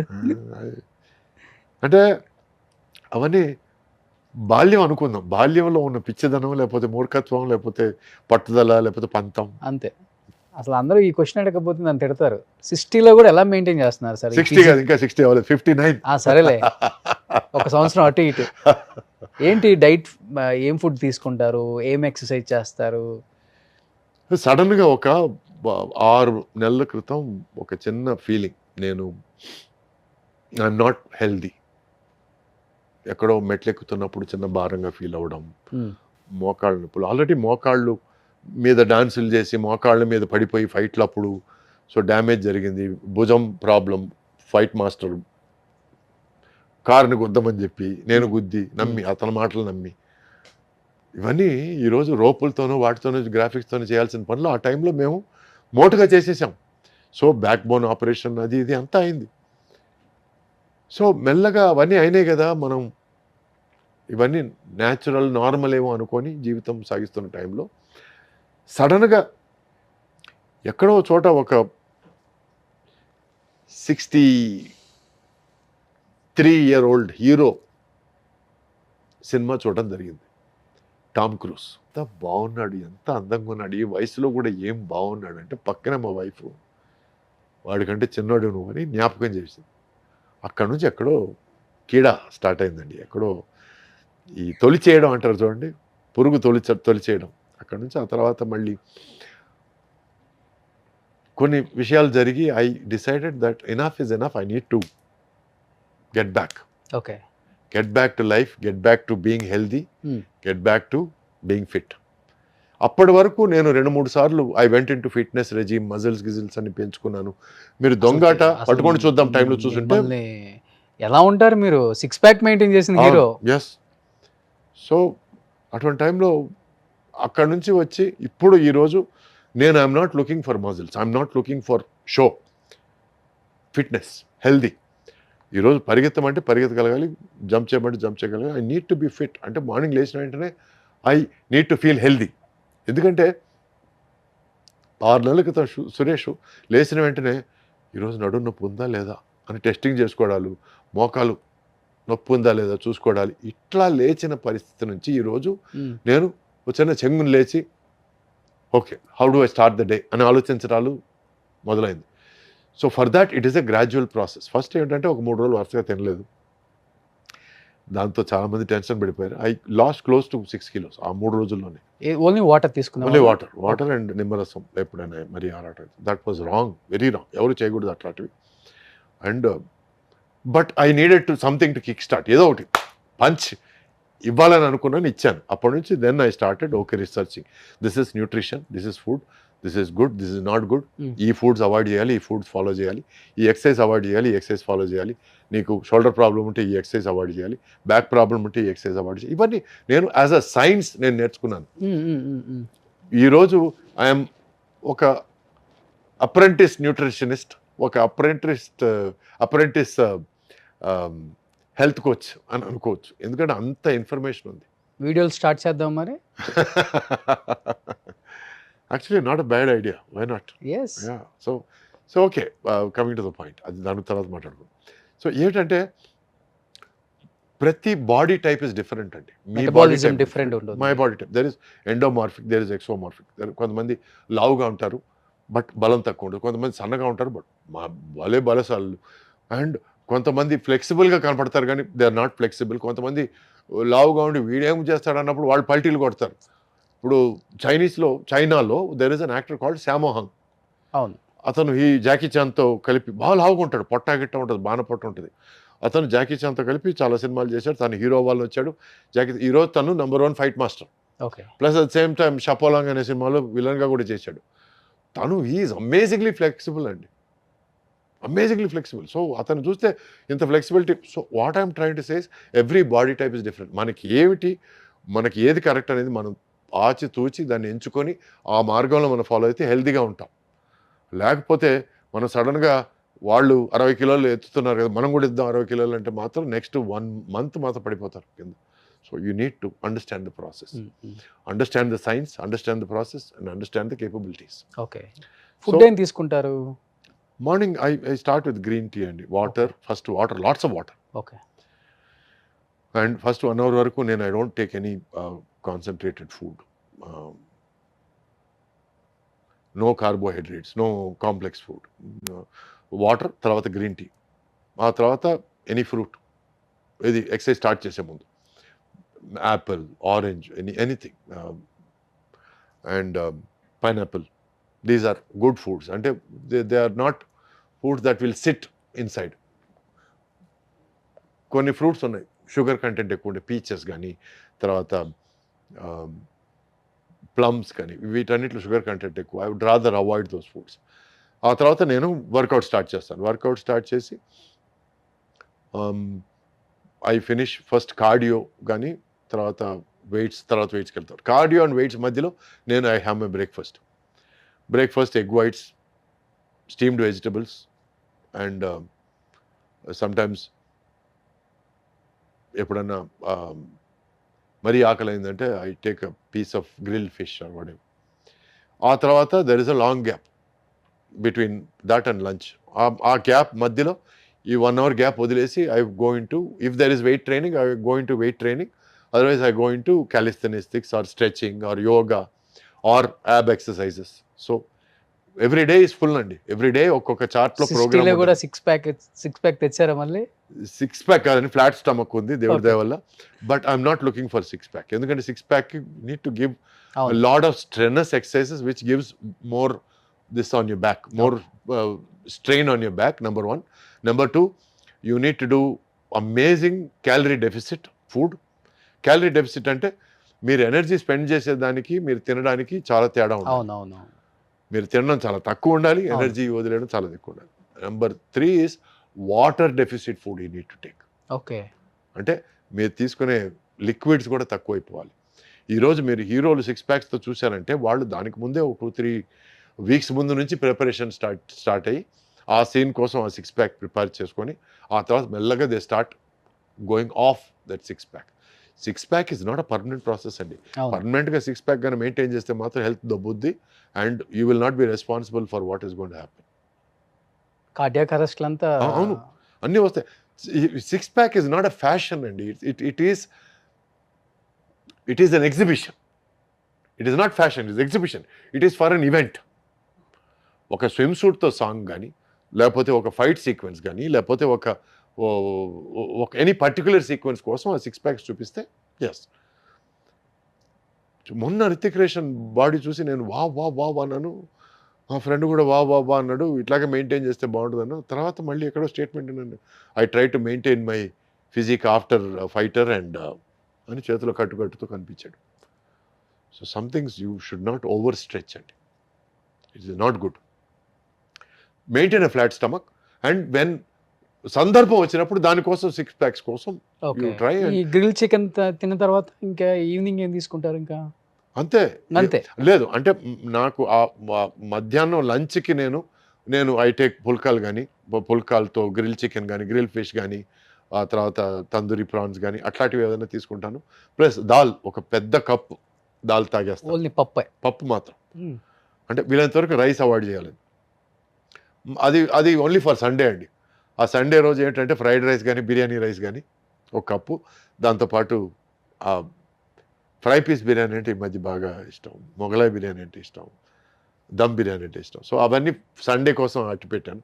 మిగతా టైంలో మాత్రం ఐ ట్రై కన్సిస్టెంట్. ఏమిటంటే morning time I eat either breakfast cereals కానీ, ఓట్స్ కానీ, లేకపోతే స్టీమ్డ్ వెజిటబుల్స్ కానీ. And consistent is grill, boiled or steamed, non vegetarian, any types of. వీలైనంత వరకు నేను ఐఎమ్ అవాయిడింగ్ మటన్ అండి. ఓకే. ఎందుకంటే that has a lot chicken of fish మంచిది. Chicken fish I'm maintaining. ఎప్పుడైనా ఒకసారి ప్రాన్స్. ఇంకా డిన్నర్ ఏముండదు? డిన్నర్ లేదండి. No fruit, no juice. No, I'm maintaining 16-hour intermittent fasting period. ఎందుకంటే మనకి I needed to lose weight fast. Okay. ఎందుకంటే నేను రైట్ నౌ 87కి వచ్చాను. ఈరోజు శుభ సందర్భం. ఎక్కడి నుంచి ఎక్కడికి వచ్చారు? 116 నుంచి 87 116 నుంచి 83కి వచ్చారు. 87. నా టార్గెట్ వచ్చి 83. ఆల్మోస్ట్ 30-35 కేజీలు తగ్గిపోయారు. ఆల్మోస్ట్ అంటే 28-29 ఆ రేంజ్లో ఉన్నాను. కానీ మామూలు కష్టం కాదండి. It is not easy. Side effects ఏం అనిపించలేదు మీకు ఈ తగ్గే క్రమంలో? అంటే దీనమ్మ జీవితం ఇవన్నీ అనిపించడాలు. మరి ఎందుకు ఇంకా ఇలా చేస్తారు? రెగ్యులర్ గా మనం కార్బోహైడ్రేట్స్ తీసుకుంటాం కదా, మానేస్తే పిచ్చి ఎక్కినట్టు ఉంటుంది. నిజంగా మెంటల్ వస్తుంది. So the best way to do that is ఒక బాటిల్ మంచినీళ్ళు తీసుకొని గడగడ తాగేయడం. That is number 1. నెంబర్ 2, మంచినీళ్ళలో నిమ్మకాయ పిండి వేసుకొని తాగేయడం గడగడ, గోరువెచ్చని నీటిలో. కొంచెం వీలైతే కొంచెం హనీ. ఇవి కొంచెం ఏమిటంటే మీ గ్రీన్ టీ, లెమన్ అనేది, లెమన్ అండ్ హనీ మిక్స్చర్ గోరువెచ్చని నీటిలో, it is a great appetite quencher అండి. అపిటైట్ని కొంచెం సప్రెస్ చేస్తుంది. ఓకే. ఎందుకంటే ఈ honey coats the stomach and lemon వచ్చి కొంచెం మనకి బాడీలో ఫ్యాట్ని కరిగించే తత్వం ఉంది లెమన్కి. న్యూట్రిషనిస్ట్, డైటీషియన్ అన్నారు కాబట్టి ఏమన్నా నాకు చెప్తారా? నేను తగ్గాలా, పెరగాల? మీరు ఎక్కడ తగ్గాలి, ఏం తగ్గాలి, ఎన్ని కిలోలు తగ్గాలి, దాన్ని బట్టి నేను చెప్తాను. నేను చెప్తున్నాను సార్, అన్నిటికీ సైన్స్ ఉందండి. కదా అంటే నేను తగ్గితే మంచిదా, లేకపోతే ఇలా ఉంటే మంచిదా? మీరు చెప్తే. అది మిమ్మల్ని బట్టి ఉంటుంది. ఈ మధ్య చాలా మంది నాకు ఇలాగే ఇష్టం చిన్న ఏదో ఒకటి వచ్చింది, అట్లా ఏం ఉండదు. చెప్పేదాన్ని బట్టి ఫాలో అవుతాం అంతే. అంటే మనకి జాపనీస్లో ఒక అందమైన ఒక పదం ఉందండి. ఆ పదం వచ్చి కైజెన్. ఆ ఒక్క పదం యొక్క అర్థం ఏమిటంటే constant and never ending improvement. Okay. ఒక మనిషి జీవితం should be kaizen, constant and never ending improvement. అంటే బుక్స్ బాగా చదువుతారా? బాగా చదువుతానండి. ఎన్ని ఉంటాయి బుక్స్ కలెక్షన్ ఇంట్లో? మద్రాస్ వరకు అయితే కొన్ని వేలు ఉండేటివి, ఇప్పుడు కొన్ని వందల వరకు వచ్చాయి. ఎందుకంటే ఆ షిఫ్టింగ్లో చాలా పుస్తకాలు పోవడాలు, అండ్ ప్లస్ ఒక స్కూల్కి కొన్ని పుస్తకాలు, ఒక ఆల్మోస్ట్ 1500 బుక్స్ డొనేట్ చేశాను ఒక స్కూల్కి. ఎందుకంటే నేను చదవనప్పుడు అట్లీస్ట్ వాళ్ళకన్నా ఉపయోగపడుతుంది కదా, for the school library I gave that. మిగతావి కొంచెం అపురూపంగా అనుకున్నట్టు తీసుకొచ్చి ఇంకా ఉన్నాయి ఇక్కడ. ఐ లవ్ బుక్స్ అండ్ ఈ రోజుకి చదువుతూనే ఉంటాను నేను. షూటింగ్ మధ్యలో కూడా నాకు ఏదైనా గ్యాప్ దొరికితే పిచ్చాపాటి కంటే నాకు కొంచెం పుస్తక పఠనం బెటర్.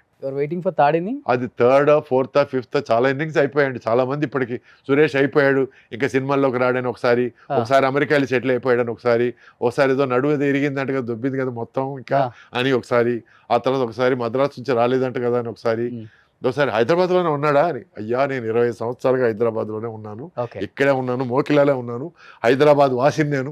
డైరెక్టర్లు ప్రొడ్యూసర్లు పిలవచ్చు. అవును, దయచేసి పిలవండి, అస్సాలు సిస్సాలు తెలుగు అండి, హైదరాబాద్లోనే ఉన్నాను, ప్లీజ్ పిలవండి, మంచి వేషాలకు పిలవండి, పెద్ద వేషాలకు పిలవండి. ఇంకా నేను ఉన్నానని అడగాల్సిన పరిస్థితి వస్తుంది. లేదు, అడుక్కోవడం అంటే కూడా తప్పులేదు. మీరు అది వచ్చింది నోటి వరకు, నథింగ్ రాంగ్. ఎందుకంటే ఆర్టిస్టులు నిజంగా, చాలా మంది, ఎందుకంటే నేను పెయిన్ తో అనాల్సి వచ్చింది. నాకు చాలా మంది ఆర్టిస్టులు వచ్చారు కదా మా ఇంటర్వ్యూస్కి, ఎంతమంది ఆర్టిస్టులు వచ్చి ఉంటారు సార్. ప్రతి ఒక్కళ్ళు కూడా ఇప్పటికి కూడా మంచి వేషాలకు పిలవండి, మేము ఉన్నాం కదా అని అర్థిస్తున్నారు సార్. నాకు బాధ అనిపిస్తుంది అది. మన దగ్గర ఇలాంటి జాతిరత్నాలను పెట్టుకొని, ఇలాంటి డైమెన్షన్ పెట్టుకొని, కానీ నా అడుక్కోవడంలో కూడా ఒక చిన్న గేర్ ఉందండి. మంచి వేషం అయితేనే పిలవండి, దాతవద్దు. ఎందుకంటే సింహం చిక్కిపోయినా కూడా గడ్డి తినదు కదా. సో అలా అని నేను అనుకుంటున్నాను నా గురించి. ఎనీవే ద పాయింట్ ఇస్, నన్ను నేను బెటర్ చేసుకున్నాను. ఎందుకంటే ఒక సందర్భంలో వచ్చే వేషాలు నాకు నచ్చలేదు, నచ్చిన వేషాలు నాకు రావడం లేదు. సో పరిసరాలు తప్ప నా తప్ప అని నేను తర్కించుకుంటే, ఒకవేళ నా తప్పేమో, మేబీ ఐఎమ్ నాట్ రెడీ అని నన్ను నేను రెడీ చేసుకోవడం కోసం ఈరోజు ఈ పరిస్థితికి వచ్చాను. ఓకే, మీరు రెడీ అయిపోయారు, మీరు రెడీ అయిపోండి. మేము రెడీ, మీరు రెడీయా? ఇది పరిస్థితి. Super great sir. నేను ఇంత బ్రేక్ తీసుకునేది కూడా మంచి సినిమాల కోసం, మంచి డైరెక్టర్ల కోసం, మంచి ప్రాజెక్టుల కోసం, మంచి వేషాల కోసం వెయిట్ చేస్తున్నాను. అది వచ్చినప్పుడే, ఎందుకంటే ఇంత పడ్డ కష్టానికి ఒక ఫలితం ఉండాలంటే కొంచెం అది ఒక బ్లాస్ట్గా రావాలని చూస్తున్నాను. కొన్ని కథా చర్చలు జరుగుతున్నాయి, కొన్ని చర్చలు జరుగుతున్నాయి, కొన్ని స్క్రిప్ట్ దశలో ఉన్నాయి. అన్ని మంచి విషయాలు జరుగుతాయని కోరుకుంటూ భగవంతుని ప్రార్థిస్తాం. సో డైరెక్టర్స్ అండ్ ప్రొడ్యూసర్స్, మొన్నటిదాకా హీరోకి ఫాదర్ అనుకునే సురేష్ గారు ఇప్పుడు హీరోయిన్కి అన్న అనుకునే పరిస్థితికి వచ్చారు. విలన్ అనుకున్నా పర్లేదు. ఎస్. సో ఆయన ఒకసారి దొంగాట్లో ఎలా చేశారో ఊహించుకుంటే మనం అలాంటి ఒక క్యారెక్టర్ డిజైన్ చేయొచ్చు అనమాట.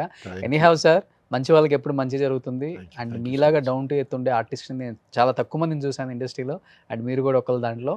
మీరు ఎప్పుడు ఇలానే ఉండాలి, హ్యాపీగా ఉండాలి, నవ్వుతూ ఉండాలి, నవ్విస్తూ ఉండాలి, అండ్ ఆరోగ్యంగా ఉండాలి. నిష్కల్మషంగా ఉండాలి. ఎస్, మీలాగే. And Roshan, thank you so much. It was a lovely interview. Thank you. జనరల్గా ఒక్క విషయం నేను చెప్పదలుచుకున్నాను. ఇంటర్వ్యూవర్స్ ఏం చేస్తారంటే, మనం ఫుల్గా మాట్లాడే లోపల మనల్ని ఆపేసి మనల్ని వేరే దారి పట్టించాలంట. You have given me a load of time, given me, ఎందుకంటే నా ఎసెన్స్ మాట్లాడడానికి, నా మనసులో భావాలు మాట్లాడడానికి you gave me that much time, that much gap, and you have taken me on a nice journey. So thank you Roshan. మిమ్మల్ని పిలిచేదే మీ గురించి తెలుసుకోవడానికే కదా సార్. ఇప్పుడు అన్లెస్ ఇక్కడ కూర్చొని నేను క్వశ్చన్స్ అడుగుతాను బాగుంటుంది. ఓకే, మంచి క్వశ్చన్స్ అడిగారు. అసలు ఇంకా మీ గురించి ఎక్కువ తెలుసుకోవాలని ఆడియన్స్ ఎంతమంది వెయిట్ చేస్తూ ఉంటారు. అది వాళ్ళ అభిమానం, నా అదృష్టం అంతే. సో నేను ఎప్పుడు అది ఇస్తాను నా గెస్ట్ కి ఫోన్ చేసుకొని, ఎందుకంటే వాళ్ళ దగ్గర నుంచి చాలా విశేషాలు నా షోలో, నా ఇంటర్వ్యూలో చూస్తే ఆ క్రెడిట్ నాకు ఎక్కువ వస్తుంది అని నమ్ముతాను నేను. మా మదర్ మీ ఫ్యాన్ అండి, చాలా ఇంటర్వ్యూ చూశారు. అమ్మా, థ్యాంక్ యూ సో మచ్. చూశారు. నేను వెళ్ళేటప్పుడు చెప్పాను, నేను ఏమిటి అర్జెంట్గా బయలుదేరాలి, ఎక్కడికైనా అడగదు, ఎందుకంటే నాకు కోపం వస్తుంది. ఎక్కడికైనా బయలుదేరుతుంటే ఎక్కడికైనా మాత్రం ఆ మాట మాత్రం రాకూడదు. ఓకే, ఏమిటి అని అడగచ్చు, ఎందుకంటే మా నాన్న నేర్పించిన విషయం. బయటకు వెళ్ళేటప్పుడు ఎక్కడికైనా మాత్రం అడగకూడదు. ఏమిటి అని అంటే, ఇట్లా నేను సుమన్ టీవీయా ఇట్లా రోషన్తో ఇంటర్వ్యూ, భలే ఏడిపించాడు అమ్మాయిని అన్నాడు. అమ్మాయిని ఏడిపించాడు? ఏ అమ్మాయిని ఏడిపించాడు? నేను ఇంటర్వ్యూకి వెళ్తున్నాను, ఏమైనా తప్పుగా ఏమైనా బిహేవ్ చేశాడు? ఏమిటమ్మా అంటే, అదేరా అమ్మాయి పాపం ఇరవై ఏడ్చేసింది, అసలు తన జీవితం గురించి చెప్పేసుకునేది, మోసపోయిందంట, అది ఇది అంటే. సరిగ్గా చెప్పమ్మా అని అంటే, అదేరా జయలలిత తన జీవితం బాగాలేదంట, ఇంటర్వ్యూ ఈ ఇంటర్వ్యూ మాట ముందు చెప్పాల్సింది, ఈ డైలాగ్ ఫస్ట్ రావాల్సింది, తర్వాత ఏడుపు రావాల్సింది. నేనేదో మిస్అండర్స్టాండ్ చేసుకుని ఇంటర్వ్యూనా ఓకే అని చెప్పి సరే సరే మీరు అన్నారు కదా ఒక గెస్ట్ కి ఎక్కువ టైం ఇస్తాను. అవును. ఇస్తాను కాబట్టి వాళ్ళు ఓపెన్ అయ్యి మాట్లాడుకోవాలి. అవును. సో నేను ధైర్యం చెప్పి వచ్చాను, డోంట్ వరీ నేను యాడ్ అవును అని చెప్పి వచ్చాను.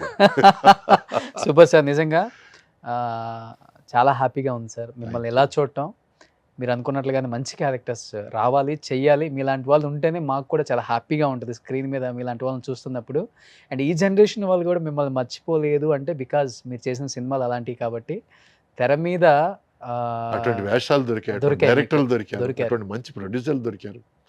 సో ఈ ఇన్నింగ్స్లో కూడా అటువంటి మంచి వేషాలు, అటువంటి మంచి డైరెక్టర్లు, అటువంటి మంచి కంపెనీలు దొరుకుతాయని ఆశ. మహేష్ బాబు గారికి అన్నగా సరిపోతారు ఏమన్నా చూడండి. మీ ఫాదర్ ఫ్యాన్ నేను. Super sir. మహేష్ బాబు గారి గురించి చెప్పాలంటే ఒక చిన్న విషయం. Please please please. ఒక చెప్పింది చేస్తాను సినిమా. ఆ సినిమాకి నాకు మా ఫాదర్కి డిస్ట్రిబ్యూటర్కి చిన్న ప్రాబ్లం వచ్చి ఏమైందంటే సినిమా పూర్తి అవ్వకుండా మేము సినిమా కొనము అనే పరిస్థితి ఏర్పడింది. ఓకే. సినిమా పూర్తి అవ్వాలంటే అందరు డబ్బింగ్ చెప్పారు, కృష్ణ గారు ఇంకా చెప్పలేదు. పద్ధతి ఏమిటంటే లాస్ట్ పేమెంట్ ఇచ్చేసి తర్వాత డబ్బింగ్కి పిలవడం అనేది పద్ధతి జనరల్గా. సో నాన్నగారు ఏమిటంటే ఎలా పిలవడం బాగుండదేమో ఇటువంటి ఒక పరిస్థితి. ఇక్కడ ఒక టగాబార్, ఎందుకంటే ఇంత పెట్టిన డబ్బు ఫైనాన్షియల్ డబ్బు తిరిగి ఇవ్వాలి, ఏమిటి లేట్ అయిపోతుంది అడగడాలు. సో ఈ టైంలో ఆయన ఫీల్ అవుతుండగా కృష్ణ గారు ఫోన్ చేసి నువ్వు రా మాట్లాడాలి అన్నాడు. వస్తే ఏంటి డబ్బింగ్ ఇంకా చేయలేదు ఏంటి? లేదు సార్ అందరు డబ్బింగ్ అయిపోయింది సార్. అందరు డబ్బింగ్ అయిపోయి మరి పిలవలేదంటే కాదండి మీకు డబ్బింగ్ నేను అడిగానా, డబ్బింగ్ పెట్టుకొని వస్తాను నేను అని. ఇంటికి వచ్చి మా నాన్నగారు ఆల్మోస్ట్ కళ్ళనీళ్ళు పర్యంతం ఇటువంటి మంచి మనుషులు కూడా ఉంటారా, ఆయనే చెప్పి ఆయనే డేట్ ఫిక్స్ చేసి ఆయనకు తెలిసిన డబ్బింగ్ థియేటర్ ఉంది, ఆ డబ్బింగ్ థియేటర్ ఫోన్ చేసి నేను వస్తున్నాను డబ్బింగ్కి ఎల్లుండి రెడీ పెట్టండి అని తనే చెప్పి ప్రోగ్రామ్ అంతా ఫిక్స్ చేసేసి మా ఫాదర్ని పంపించారు. ఇంత మంచి మనుషులు ఉంటారా అని ఆల్మోస్ట్ కళ్ళు నీళ్ళు తిరిగితే, అంత కష్టాలు పడే ఒక సినిమా తీసిన ప్రొడ్యూసరు అంత హ్యాపీగా కళ్ళలో నీళ్ళు తెచ్చుకోవడం నేను ఫస్ట్ టైం చూశాను. అటువంటి ఆనంద బాష్పాలు ప్రతి ప్రొడ్యూసర్ కళ్ళలో చూడాలనేది నాకు చిన్నప్పటి నుంచి అప్పటి నుంచి వచ్చిన ఒక కోరిక. సో కృష్ణ గారు అంటే నాకు అంతులేని అభిమానం, రెస్పెక్టు, అంత పెద్ద ఫ్యాన్. ఆయనకి రెట్టింతల ఫ్యాన్ అయ్యాను ఓకే ఆ విషయం తర్వాత. సో ఆ తర్వాత మా ఫాదర్ తెలిసిన విషయం ఏంటంటే ప్రొడ్యూసర్లు వెళ్ళి డిస్ట్రిబ్యూటర్లు వెళ్ళి మా కృష్ణ గారి దగ్గర కంప్లైంట్ చేశారంట. ఏమిటండి సురేష్ ఇది ఇట్లా గోపీనాథ్, మా ఫాదర్ పేరు గోపీనాథ్ మాకు సినిమా ఇవ్వడం లేదు, ఇట్లా వచ్చి కృష్ణ గారు డబ్బింగ్ చెప్పలేదు కాబట్టి నేను సినిమా ఫినిష్ చేయలేను అది ఇది అన్నారంట. ఏమిటి సార్ ఇది? అతను అంటే మా ఫాదర్కి కృష్ణ గారికి ఏదో ప్రాబ్లం పెట్టడానికి వాళ్ళు ట్రై చేస్తే ఆయన డైరెక్ట్గా పిలిచి మొత్తం క్లారిఫై చేసి ఒక 2 నిమిషాల్లో మొత్తం సెటిల్ చేశారు.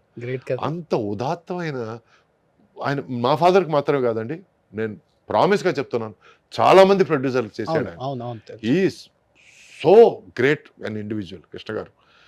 ఆయన ఏ లోకంలో ఉన్నారు, మంచి లోకంలోనే ఉంటాడు ఆయన, మంచి పొజిషన్లోనే స్టార్ట్ అయి ఉంటాడు ఆయన టేక్ ఆఫ్ పాయింట్ మాత్రం బ్రహ్మాండంగా ఉంటుంది. సో ఆ విషయం అన్ అమేజింగ్ లైఫ్. అందువల్లే మహేష్ బాబు సినిమా చూస్తున్నప్పుడల్లా నా మనసులో ఇంటర్నల్గా దీవెనలు ఎప్పుడూ మహేష్కి ఉంటాయి. Okay. I always want him to give hit after hit after hit after hit. ఎందుకంటే ఫాదర్ మీద ఉన్న ప్రేమ అలా తనలో కనిపిస్తారు మాకు మహేష్ బాబు గారు పక్కన. అవును, మీరు కూడా అయ్యో పెద్ద ఆయన ఆశీస్సులతో. Thank you so much Suresh garu. Thank you. Love you. I love you too. Thanks. All the best. Thank you so much.